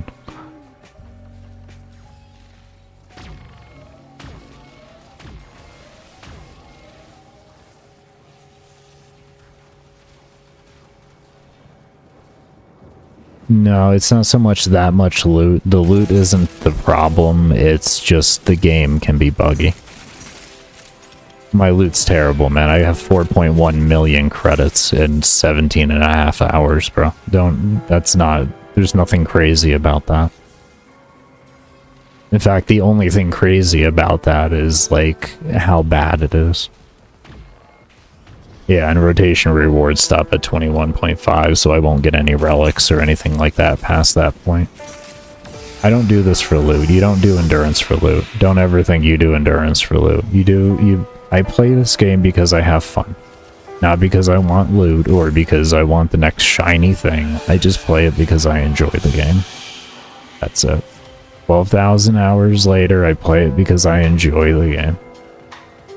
I may have a fairly bad past on occasion with the game, and it makes me not like the game, but it doesn't mean I don't like the game. I just don't like what I'm encountering in the game. At that point in time, to the point where I do not even want to see it. So. But that's a whole different thing. That's me not having the ability to separate one from the other, which is my own personal problem. It's not anything else.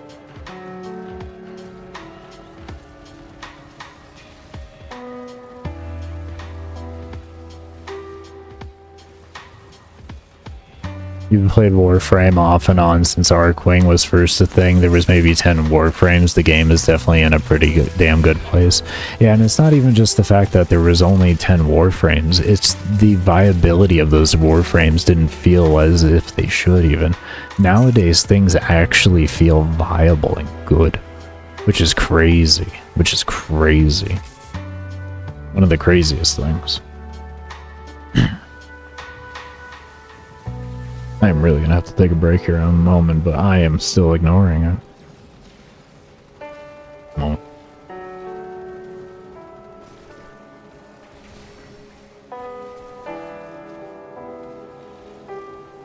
I am gonna kind of mute up here in a moment and get some more meds in me. I've been doing it off and on, though, since the run. I'm just having a bit of issues breathing, because, oh, Jesus, the amount of fluid is killing me.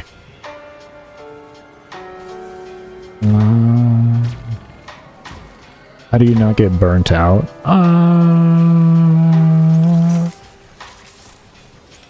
If I have the want to do it, I won't get burnt out, but I have gotten burnt out on the game before, and I just go do other things.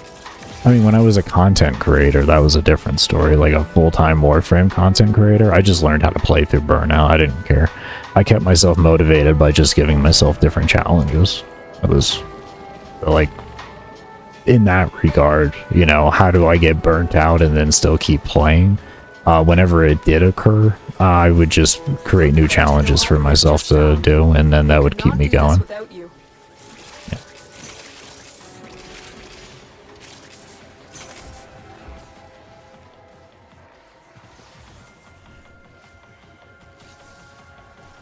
But if you're a casual player in the game, man, you just play a different game if you get burnt out.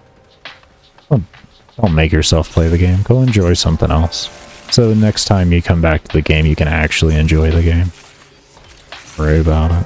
Don't worry about getting quote-unquote left behind or any other nonsense.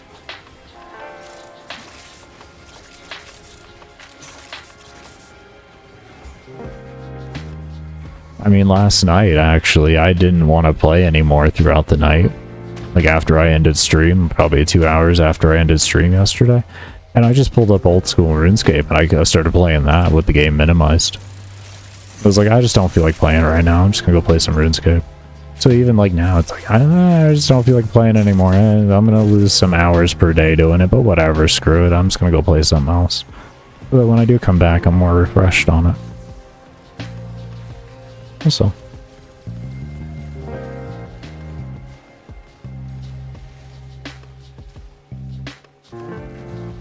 Yeah, there's nothing wrong with that, Western. Why regular Nekros? No reason. No reason. This the world record attempt at what? What do you mean at what? It's in the title.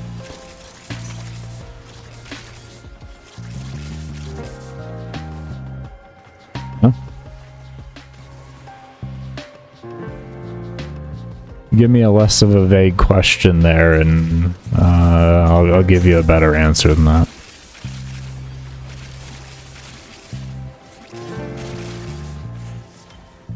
The whole concept was weird back then, very cool. Yeah, the game felt vastly different back then. Everything played vastly different, too. The game was a lot more aligned to sitting in a corner for hours on end, and then, like, having some, like, very casual fun after that. But yeah, the game was just like a hyper second monitor farm, if you will, when it comes to back then. It's kind of what it felt like, except for, like, you know, excavation and such, and even excavation, to be fair.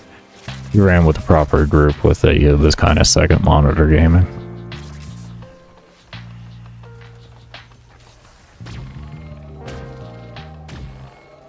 Remember when you could put multiple charm on your pet? I don't recall a time where you could put multiple charm mods on, no.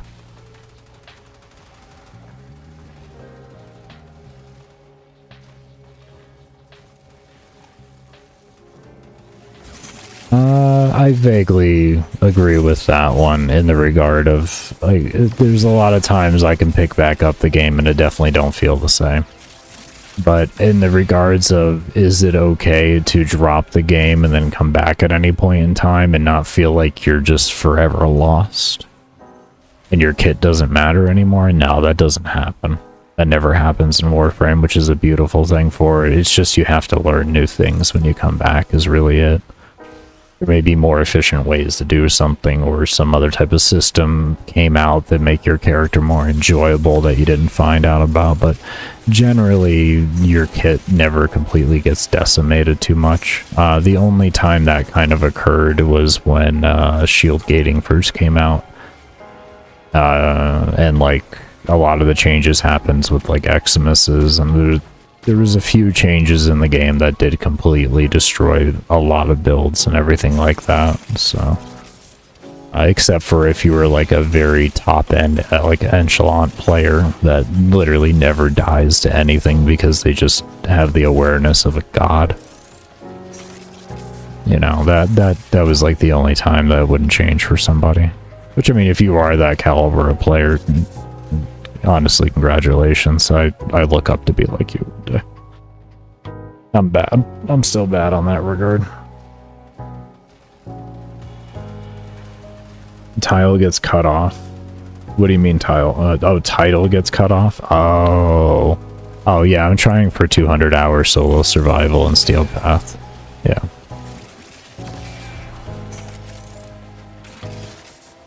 Yeah, Destiny was one of those games. It was more of a, Warframe does a very interesting job of having a horizontal but slightly, at times, vertical progression system, but feels more horizontal than anything. But yeah, no, Destiny was very vertical progression-wise, to where if you would just, your gear would become irrelevant. World of Warcraft was like that too. Really frustrating.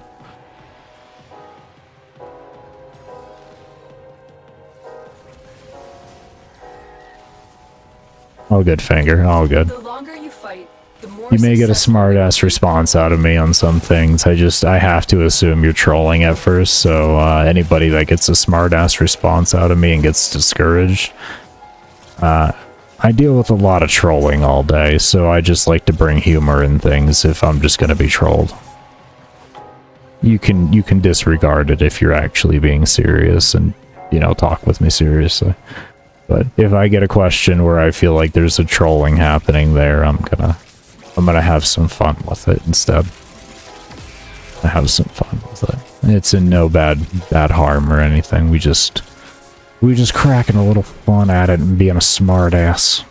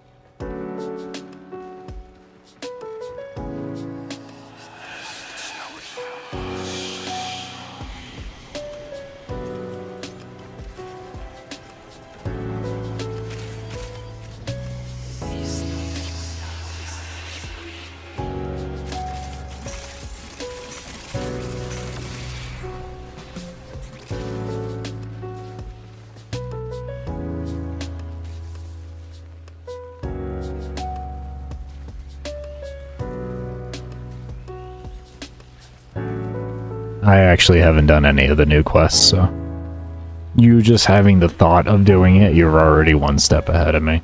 I kind of want to do it after I do this, but I kind of want to work on Zephyr more.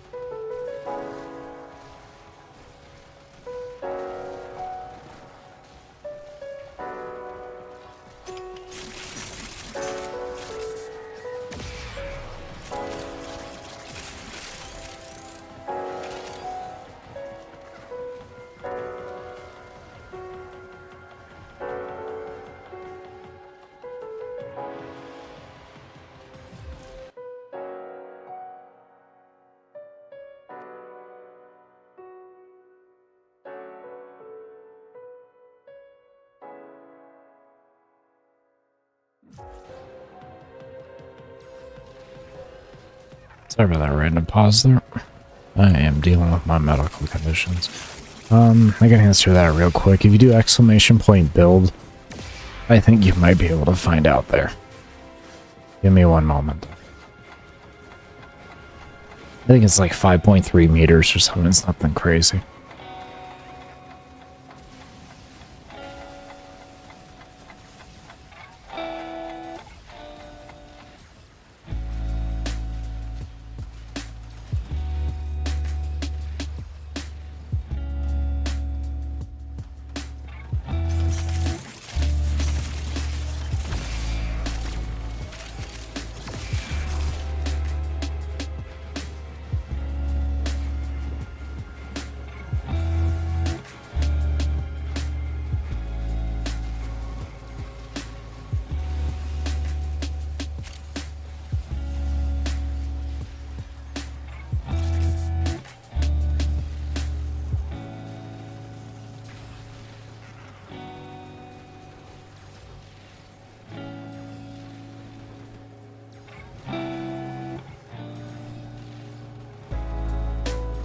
Okay.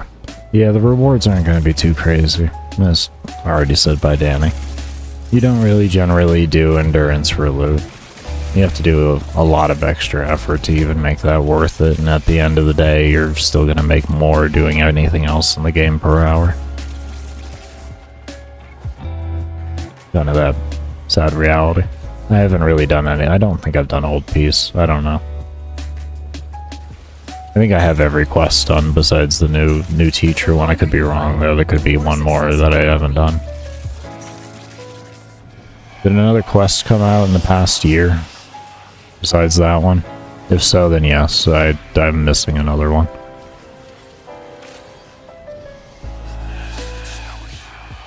The easiest way to describe it. But I am gonna go ahead and end off the stream here. I need a bit of a full break on myself, and I'm not gonna inconvenience you all with that. I'm gonna go ahead and end off the stream here. I do want to thank you all for showing up and showing all the love that you do show. Be sure, if you haven't given this stream a thumbs up, be sure to do so and subscribe to the channel and hit the little bell for notifications on when I upload more stuff and all that. We'll see you all in the next one, and I hope everybody take care, stay safe, stay humble, be open, and as always, never stop searching. Peace, everybody. Sorry, Rosanna. My medical condition's acting up, so I'd rather not hinder anybody with that. If I feel good enough to go live later on, I will, but